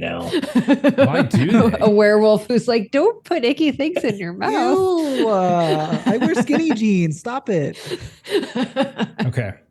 The Green Mother gave us these teeth to rip the souls out of the corrupt. We'll start then with already in melee. I'm going to treat Selena and Jacques as effectively already being melee. So Selena, I'm just going around. You're on one. Go ahead. It's going to be contested. Obviously, this is melee. So you're rolling. I'm rolling. Roll your pool. And these do have a stat pool. So let me see. Okay, so I got 2 successes on my Hare's Leap to kind of close the distance. You don't have to actually close the distance. You were, like I was saying, you were close enough that you're already. So does Hare's Leap actually give you a bonus in combat or anything like that? No. All right, so that's the case. You might want to hold on to. Did you have to spend willpower or rage for that? Yeah, it's a rage check. Okay, then it's the same 3 dice because if I'm rolling strength brawl, it's the same 3 dice. Still an 8 and a 9. Okay. So an 8 and 9. So if you're in Hispo form, you get 2 extra dice. Yeah. Oh, okay. Yeah. And let me know your total successes. Okay. I got a 10, so 3 successes. 3 successes. You come charging in. This thing comes charging at you. Your claws, your teeth, they're all bared. You're slashing away at this thing, but with a surprising amount of ferocity and a lack of desire to not get hurt. This horse just barrels over top of you and just kind of hip checks you, stomps on you a little bit, and effectively it was even Steven. So You said three successes. So it's Yeah. just kind of like this pass where you kind of just do this joust maneuver as you slash and kick and slash and kind of turn around at a certain point. Let's see. Who is next? Oh yeah, sorry, Jacques. You were also leaping in on the one that you're on. So I've got 4 strength, 4 brawl, and 2 for hispo, so 10 dice. Okay. Rolling to see if I get a crit. I did. I got a crit. Okay. And I got a brutal. Oh, nice. 1, 2, 3, 4, 5, 6, 7 successes and a brutal. Okay. So Which I think adds success- 2 additional. So 9 successes. And that's 2. So 9. Difficulty of 3. This is going to do 6 points of damage. You rend through the underside of its neck and you just send its throat flying off to the side. You see chunks of fur matted down by saliva and blood empty out and start falling to the ground from where it was gnawing on this coyote. And it doesn't even seem to like register the pain. As you see it just rear back, you see a spurt of blood and it stomps this hooves back down. It misses you as you're able to dance slightly out of the side, as that was actually not enough to take it out in one shot. Right. Okay. Then Eustace and Lou, the two of you charge, possibly shift. And so now on the next turn, you're able to sort of do what you like. Duke, you're going in, you're trying to stare them down, right? Mm-hmm. Okay. Is there a roll for this? There is a roll. Okay. What's the roll? The roll for me is charisma, honor versus composure, resilience. Is that RES? Resolve. Resolve. Yeah. Okay. All right. Go ahead. Yeah. Go ahead and give it a roll. Okay. Let me see.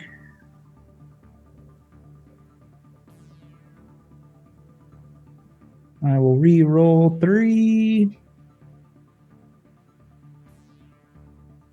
Okay, 3 successes. Okay. So you see as you kind of stare out, you can see the one on Jacques. You see it just as it stomps and stomps, just trying to use its hose to just come down and crush Jacques. Just gore pouring out of its throat. And then suddenly it just stops. Now, at the same time, Duke, as you're reaching out, Crocodile Dundee style, kind of staring at it, kind of holding a hand out, you see its eyes, this orange red kind of glow in it. You feel your eyes begin to burn like someone's setting them on fire, not as if someone has put like a tiny little drop of something into them, but they feel like they've been lit on fire. Your eyes begin to water and pour down your cheeks. Go ahead and you're going to take a point of superficial health damage, but your stare down does take effect. Okay. Is it just on one of them or on both? It's just going to be on one. Okay. Yeah, we're going to call it on one. Yeah. Okay. Mr. Like, don't put it in your mouth because it's bad for you. Is the one that Put it in your eyes. staring it down.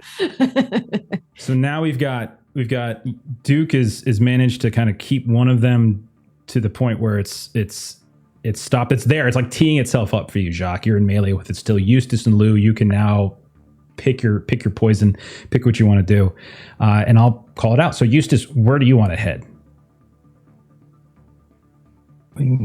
Just jump in at the one closest to me and get my maw around its throat and try and pull it down.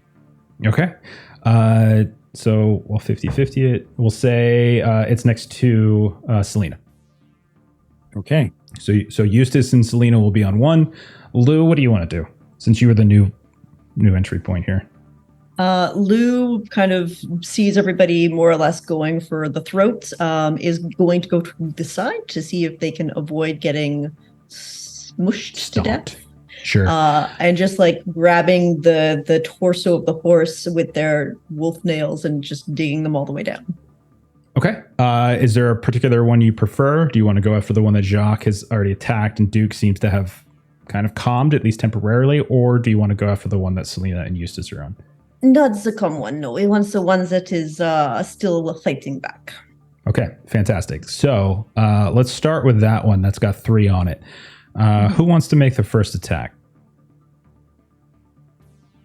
I'll say Selena, maybe, since you're already there. Actually, you were probably in there first, so go ahead, Selena. Okay. Give your roll. Over time, its defenses are essentially going to be diminished, so the last person to go is going to have an easier time of hitting it than the first person, just the way like the kind of defense works. 3 successes, 7, 8, 9. Okay. Same thing. And I got a 2 on a rage dice, but I don't have a pair of them. As long as it's not a pair, you're fine. All right. So effectively, like the same thing effectively happens is that you're continuing to just get kind of pushed around by this thing. You scrape into it, but most of the damage you're doing is relatively superficial. It doesn't really seem to be registering to the point where it's slowing it down or stopping it or anything in that manner. You're not ripping it apart. Eustace or Lou, who wants to go next? Sure. Go for it, yeah. All right, Not go a for lot it. of dice to roll. Okay, so I will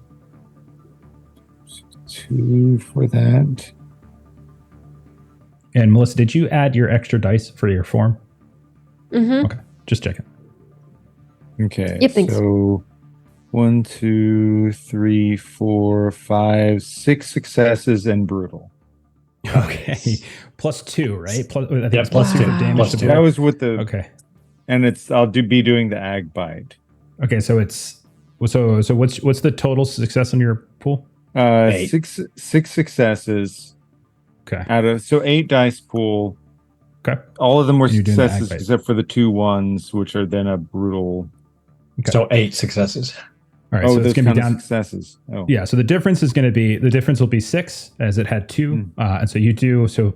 So describe how you rip through. You're not going to kill it in one shot, but you are much like Jacques, tearing it like to shreds, ripping huge chunks off of it, even though it's still functional. Like any normal horse would be just dead from this. So what does Eustace do? It's mostly just like he's shifting into the larger wolf form, leaping into it, and just throwing his full weight into it to basically shoulder tackle it almost, while his maw is in its throat, just trying to pin it to the ground as best as possible, trying to prevent it from doing any harm to his pack. Okay. And just doing the thing where you've got your mouth around the neck and just ripping it back and forth. I'm going to say you're like almost dragging it to the ground, but the thing is just so huge and so determined that it's not quite falling on its side, but you can feel it kind of starting to shudder as if it's about to give out, as if its legs, those kind of slender horse legs, are starting to shake. Like almost dropping once I've got the hooks in, just like dropping my body weight toward, if it wants to do anything, I'm just latched on. Absolutely. And then Lou, you get the last attack here. Well, this is going to be underwhelming. So my strength is 1, and then This is why I don't attack. Yes, I lament in my brain about not having something to investigate to avoid this embarrassment. And then we've got 2 for the non-stealth physical test from the Hispo form, which means the 2 rage dice and the 1 little strength dice. Do you have brawl or anything? No. No, It's not important in a werewolf maybe game. an XP spend. What? I don't In your understand. future. The good news is that you are going last, so it has some of its defense pool has gone I away. got 2 hits. I got a 10 and a 7. Yay. So Lou, as Eustace is pulling it down, Selena, you're kind of underneath it. I'm You're doing almost that kind of dog taking thing its where leg. they like dig into the ground. And as you reach up, Lou, you kind of tear your claws or whatever into the side. You can kind of grip onto his ribs, and you just sort of rip the rib cage completely free. And you just see this explosion of inner organs just wrench free, flop to the ground. And the carcass of this horse falls. Eustace, you can feel the legs finally give out. Selena, you dive out of the way of it. I'm going to turn over to Duke and Jacques. Both of you can go in whatever order you want. Jacques, it does seem that whatever Duke did has calmed it, but you can see it's still just pouring that blood out of its neck. So the two of you guys want to I think Jacques would see it calm, and then you see this 250-pound wolf launch itself up from underneath this thing's head, and almost like a great white shark, his jaws just almost distend open. He's just going to grab its whole skull in his teeth and crush it. Beautiful. Roll your check. I'm sure you're good, but roll it anyway, just to Roll be sure. to Make sure crush. you don't get crushing the head of the skull. Ooh. 8, 10, I mean, he shouldn't defend against it because he's like 7, submitting. 8, 6, 1, 2, 3, 4, 5. Does that say he's 6, not 7. allowed to defend itself? I mean, it just says that he. It's not attacking back necessarily, but I don't. It says averting their eyes, or if not, outright groveling. So they're kind of like defenseless. But Yeah, I mean, it probably doesn't matter with his attacks. attacks, anyways. Yeah, I mean, he's gonna hit anyway, but like, I want to set a precedent. I don't want to set a precedent that's just gonna be a hypnotize while everyone else can just like rake through it without it like instinctively. Like that's a little OP. Jacques, how'd you do? 7 successes with the +1 ag on bite for a total of 8 damage. Or minus defense. The head just crunches and implodes. You just feel this like disgustingly foul blood taste just course down your throat. You let it go, it falls to the ground. All of you are near one of these corpses at this point, and you can see it kind of like they're all just laying there, blood oozing out. And as you're watching, there's a small little rumble in the carcass itself, like this little wave, and you see exploding out from it, not unlike what you saw from the tower and that small little soundboard. You see this lengthy, almost like a large snake, a couple of them actually, these kind of black filament tendrils just explode outward from it in a series of gore as they both get a death surge, and they both get one final surge. So Lou, okay. Lou, roll a brawl or a melee, whatever you prefer. A 0 or a 0, what would you like? Gotta roll. Yeah, that is a 0 or a 0. So I fail, I guess. Okay. I mean, like, did you roll it? Did you roll it?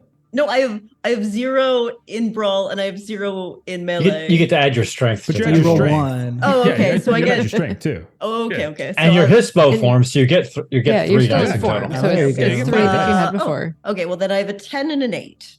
Okay. 10 and an 8. Okay. That is not enough. As And a you are 2 going on to the- take. On the rage dice. Doesn't Yeah, You need it's- a pair. You Yeah. need Okay. a pair. Okay. You can, if you want, spend a willpower to re-roll that. Actually, no, you can't re-roll a rage. Sorry. No. Oh, no, 2 on a rage die, right? Or on Yeah. on a brutal. Okay.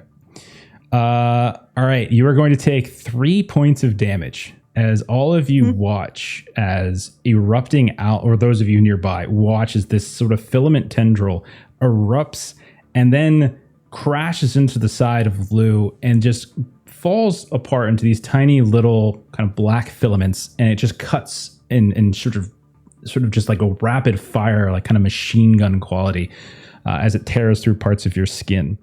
So 3 points ag damage. Ooh, aggravated damage. Oh, I was just And going to the- ask. And the gore in the area is not insignificant, as when this is done, the horse is barely recognizable. Jacques, you're the one in melee, so I don't think it makes sense to go after Duke, so it's going to go after you instead. So go ahead and roll brawl or melee.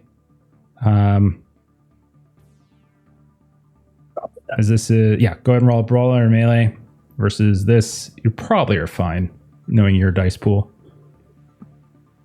Oh yeah, I'm fine. I'm pretty sure I'm fine. It's a crit. 9, You're good. 8. You're good at 3. Okay. So another one of these things erupts out, but you manage, Jacques, to dodge out of the way, and it just sort of lifts up, and then eventually in the air, while arcing through it, just kind of flutters apart, almost like it's just kind of dust in the wind, basically, and then it dissipates. And all of you look down.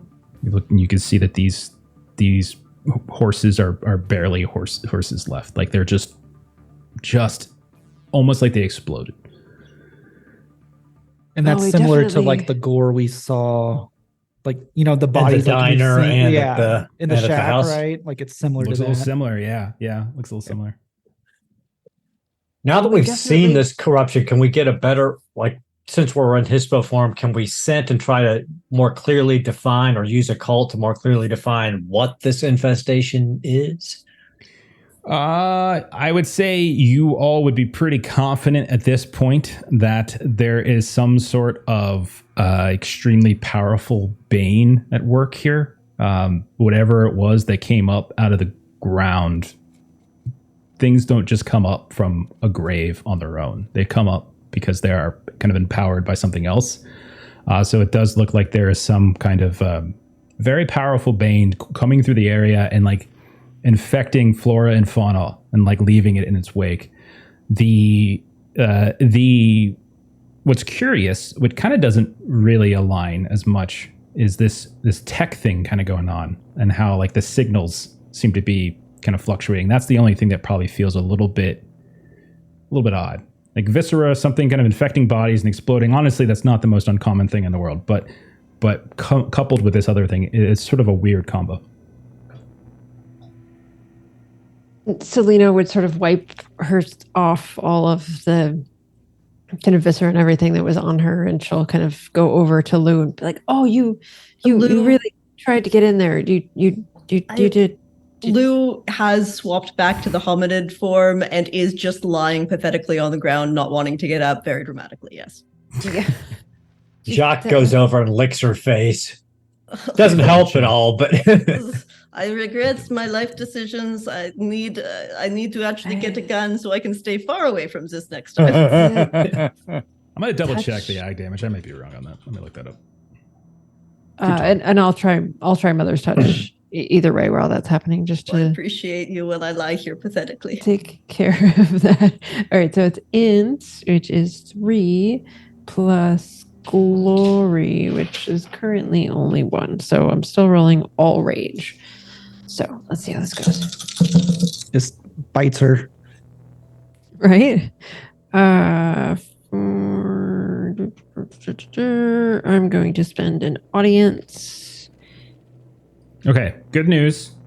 It was superficial damage, as it's just +2 damage. Like the specific ability is just +2 damage, and its attack its normal attack is an aggravated damage, and so it's just going to boost the existing damage. So it is just superficial damage.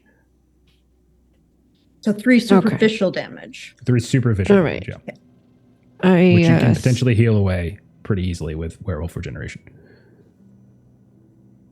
spent an audience to try to reroll and didn't do very well with that. So it's 2.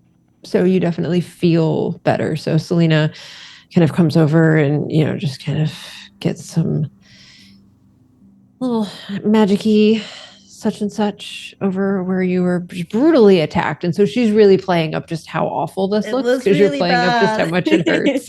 And just like, oh my goodness, this is Yes, just, you see how damaged it is? oh, just awful, just absolutely yes. awful. I'll get that taken care of for you. And Do you so think now Mother Maggie's would know a good gun shop? that might be the better way to go for you, or we'll kind of do some training or something. But there, see, so much better. Yes, I appreciate you. If she just rolls around a little bit on the ground. Jacques' giant wolf head is just shaking in disgust. I did Eustace. some damage. Eustace, you notice something actually as everyone's kind of recovering from this moment. Selena's tending to Lou. You see up on a ridge, maybe 200 yards away, you can see what looks like a wolf. In this case, you're probably sure it's another coyote, just standing on the ridge, looking in your direction, just standing up there. You can see a very faint glow in its eyes just from the reflection of the light, but you can see it up there, and it's just kind of watching you guys. All right.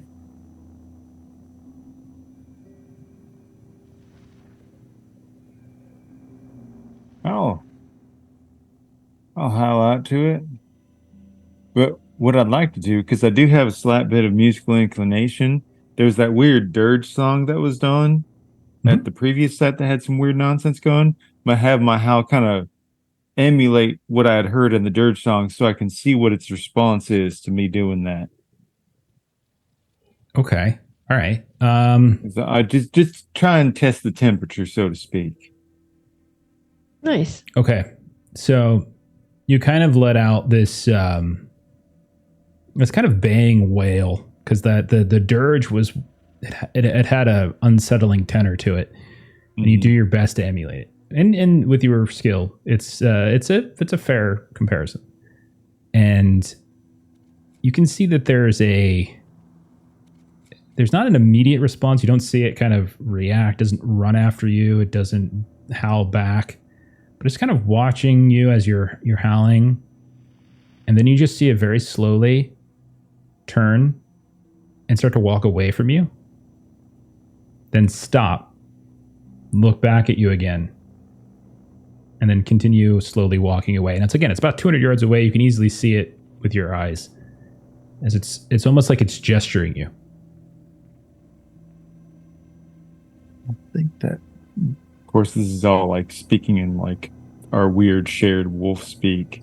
I think the coyote wants us to go that way. But I don't know if it's a good thing or a bad thing. And so Selena, kind of is with Lou, like, are you going to be okay? Are you okay to? Like, yes, can we go? yes, I will fight through the pain and be brave. Okay. I'll swap Right. into lupus form. Okay, we can. Do we can go. smell the corruption going that way? Like that same scent that we've been smelling? Like, Yeah, they are heading, like you can just tell from the direction that coyote is moving. It's that northeasternly direction, and like the further east you all are traveling, the stranger things, like the feeling that you're kind of that strange sort of static feeling, the scent, everything just feels to be getting stronger and stronger the further you go, and that is the direction it's heading. Jacques looks over to Duke, gives him that half head cock and a growl, and then starts trotting in the direction that coyote went. Okay. Duke will walk up to Lou in his skinny jeans and reach out a hand to help her up. I'm in the lupus form now. Oh, Thank you. Yeah, whatever. And he'll start walking. I want to try and see if he can do like I guess an occult check again to see like with the static part if he can recognize that from something like he's read about, because like we everything else seems normal, but like you said, that part's like the part we don't really get.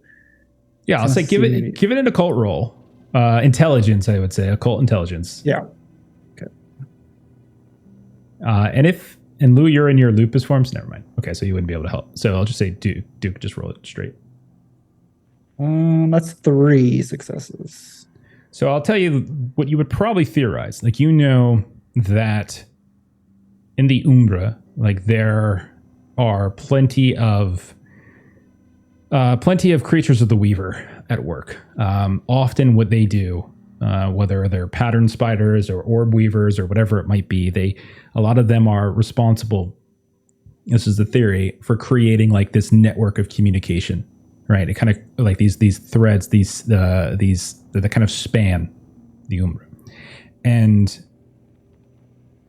they have a tendency to, like, whenever you're in the Umbra, like you can kind of get you get a very similar feeling. Like you can tell when you look up sometimes and you can see like this network of spiders just getting around. It's not like they're aggressive, they don't attack you or anything like that. They're usually just off on their own doing their thing. So there is something of that feeling going on here. Like you're almost feeling that whenever you're in the presence of such a network, right? Such like that kind of communicative threads inside the Umbra, but you're feeling it now on the outside. Yeah, it's like crossing over. Yeah, something like that. Yeah. Okay. He will relay that information to, I guess he'll say it to Lou, and then he's kind of like looking himself. He's like, well, you're in a dog form. Okay, all right, this is a useless conversation. Okay, I will turn back so that I can have a conversation with you, and I'll start putting my shirt on and stuff. So seems like the Umbra's bleeding over. What do you think about that? Let me take a look here, and she'll activate Penumbra Sense to see if she can see anything. spirits galore. Dark, Oh, twisted, shit. corrupted above you. Oh, Very far shit. up ahead. Oh, Dozens this is and dozens. I just need a skittering cigarette. around left and right.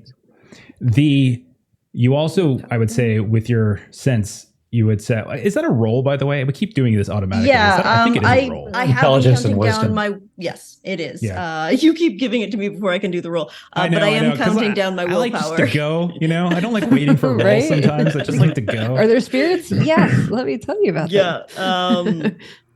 It is int and wisdom, so that is 2, and then 3.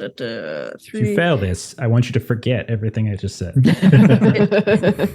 I did not fail that. I got 3 successes. There are dozens of what you think are orb weavers, maybe, that are very far above you, probably almost to the extent of your sight. There's something wrong with them. Like, you've never seen them in that state before. They seem diminished. They seem They've been fucking with my erratic. spirits. And you also notice an interesting thing, Lou, is that a few of you have noticed how like the sky feels dimmed. Like the stars, the moon, the light coming down feels dim. Now you're in the wide open. This is where you should be able to see the sky with some clarity. There's no overcast. There's no clouds, no storms whatsoever. It's a beautiful open sky. But everything just feels almost like you're looking through sunglasses. And you can see that it's even darker when you look up and you kind of go through that lens as if whatever they're doing with those like kind of signals of this and that, maybe it's connected to your tech issues, maybe it's connected to the site overhead, but something's going on. It seems as though whatever kind of corruptive wake it's leaving in the physical world, it also seems to be leaving something of that in the Umbra.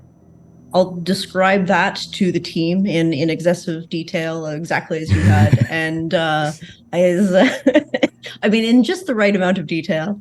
This is not good. We need to rescue these spirits as well. This is immense corruption on them. Well, let's go find the coyote, and maybe that will help us. All right. So Yes. Eustace, Jacques, I think you guys are up ahead following the coyote. Is that right? Assuming everyone will eventually catch up with that. And so basically what happens over the course of maybe a mile, you kind of crest a ridge, and then you see the coyote in the distance again, sitting, waiting for you. And once it comes up, it'll get up again and start moving, disappear from sight. You'll go to its ridge, and then you'll see it again somewhere else. And you'll see it again somewhere else. This happens a few times here and there.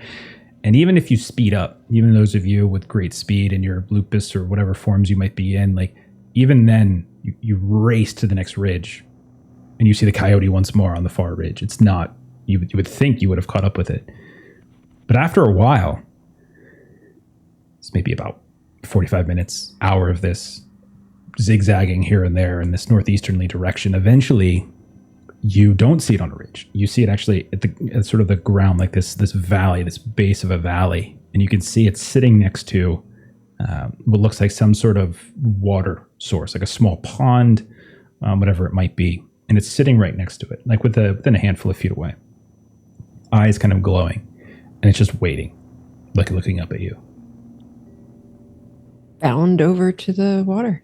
Does this coyote have spirits around it? The penumbra sense remains for the scene. Does the coyote You see have... that where the physical coyote is, there is a much larger coyote in the spirit world on the exact same spot. You are pretty confident that this is a spirit that is temporarily inhabiting the body of an actual coyote that is trying to communicate with you. The spirits of the coyotes are asking for help here. We definitely need to get in there. All right, then. You get down. Sure, you get down, all of you, one by one.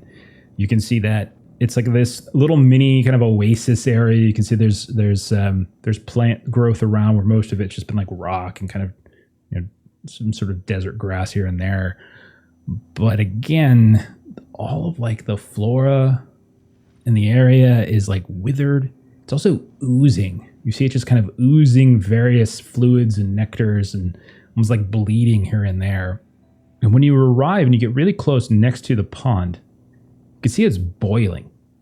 Not unlike your own spirit, your own Cairn spirit's a special place beneath your church. It's boiling. The water has got this dark, kind of green-black kind of color to it. And you can just see that the coyote next to you just kind of looks up and kind of leans down, gets its nose relatively close to the water, but doesn't actually touch the water. Lou will look over into the water. How's your awareness at? Do you have any awareness? Yeah, actually, I'm not bad at it. I have, what was it? Awareness 3. Awareness plus what? Wits? Wits is fine, sure. Okay, that would be 4. What's that? What's half of it? That pull up would and give me be 3 because That's it's enough. 7. Yeah, that's enough. Okay. So you can see, even though it's very dark water, it's not like opaque. It's just extremely dark, black, green, boiling and boiling. You could feel the heat and the steam coming off it, but you can very clearly see underneath the water, there is something at the bottom. You can see it looks like a body. You can definitely tell the contours of a human body. Oh, this is going to suck. She'll pull up her sleeve and, ready for the pain, sticks her arm in to grab it and try to pull it out. Okay. No roll necessary. However, you will take 2 points of superficial health damage as you're able to, with the burn and this sort of, it's not just like a heat burn, but it almost feels like an acidic burn at the same time. To when you bring your arm out, you can see the damage it has done. It'll heal. Like your regeneration will take care of it, but it is painful and it is noticeable. As Lou pulls the body out, the rest of you standing around, you see the feet, the legs, etc. It's human. They seem to be dressed in jeans and normal clothing, nothing remarkable. But as the body comes out, you can see like having burst out of the torso, kind of just below the sternum, you can see almost like a sea anemone. There is a handful of these black tendrils just kind of writhing around as you pull it out. And we'll go ahead and stop on that for tonight, and we'll pick up there next week. Oh, boy. Okay? Go. Selena looks over to Eustace like, I just healed her. Selena, it hurts again. All right. I mean, it happens. I mean, it's okay, you know. You'll be fine. I would also say probably from the pain, you can always take a rage too. Like, that would probably be a fair trade-off, I think. Ooh. Except we're resetting at 2 next session. No. That was only your rage carries over between sessions. That was just between stories, between story arcs. Okay, but yeah, I would say take a rage for that. Did anyone else take random non-combat damage? I took eyeball damage. Yeah, I'd say you can take yours too. Actually, you can take a rage. Nice. That was annoing to you. Always remind me of that because I'm going to forget to give you guys rage in those. My eyes were watering. I'm pretty angry. It goes away, but you could definitely feel. You ever put jelly on a hot pan before? A little bit like that. Okay. Cool. So that is it. We will pick up there as we are heading eastward and eastward.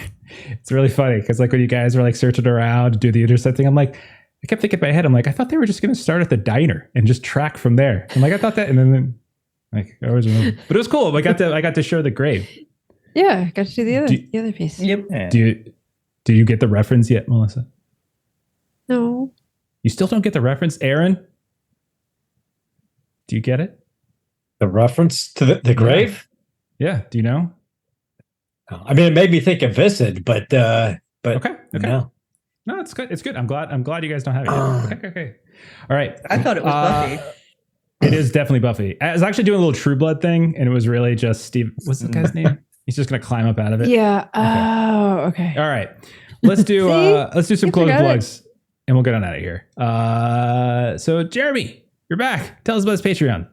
Oh God, Aaron Reese on Patreon. Comics, tokens, maps, other fun stuff. Check it out. It's fun. Fantastic. I got it done in time. Let's see who's next. Aaron, what's going on with Garbalag next week? Next week on Tuesday, Millie will be back continuing her Coriolis campaign. Then on Wednesday, I will be in the GM seat and we will be doing character creation for Garblag's Marvel Multiverse, a bunch of British superheroes starting in towards the end of World War II, and it'll be leading into the Cataclysm of Kang campaign. And then on Thursday, Garblag Pete himself will be showcasing his own game, Heroic Deeds, kind of a old school feel with modern mechanics as they go through the classic D&D campaign, The Red Hand of Doom. Ooh. Fantastic. As for us, we're actually off until Monday. In the weird, we lost all our players this weekend. There's been weddings and moves and stuff like that. So we're down. Unfortunately, no Delta Green tomorrow night, and nothing on Saturday just yet. But we'll be back on Monday with Monster of the Week. You can see the top row in that game. No Marvel on Tuesday because it's Halloween, so we're taking that off. And then our next game for that will be Werewolf again in a week. But check out the YouTube page, Adventures in Lollygagging. Got all sorts of games over there. Right now, what else are we playing? We're playing Fragged Empire. We're playing Delta Green. Next week, Aaron, what are we starting? Wrath and Glory. Next Friday, we're starting Cubicle 7's Wrath and Glory, some Warhammer 40K campaigning in the Gilead system. But it'll be character creation. Oh, yeah. And not yet. We're about a month out still, but we're going to be starting up a new Call of Cthulhu campaign on Saturdays in the spot where we used to play One Ring. We're probably going to do a couple of random things in between, but we'll probably start it up end of November, early December. But that's what's coming next. That's about it. Thank you for everyone out tonight. Thanks to we got some subs at the beginning. I appreciate that very, very much. If you haven't yet followed the channel, please do. If you haven't yet subscribed over on YouTube, do that as well. We're going to go ahead and raid Dork Tales. They're playing a tabletop role-playing game. I cannot tell the name of it, but we'll find out what it is. So have a good night, everybody. Bye-bye. Good night.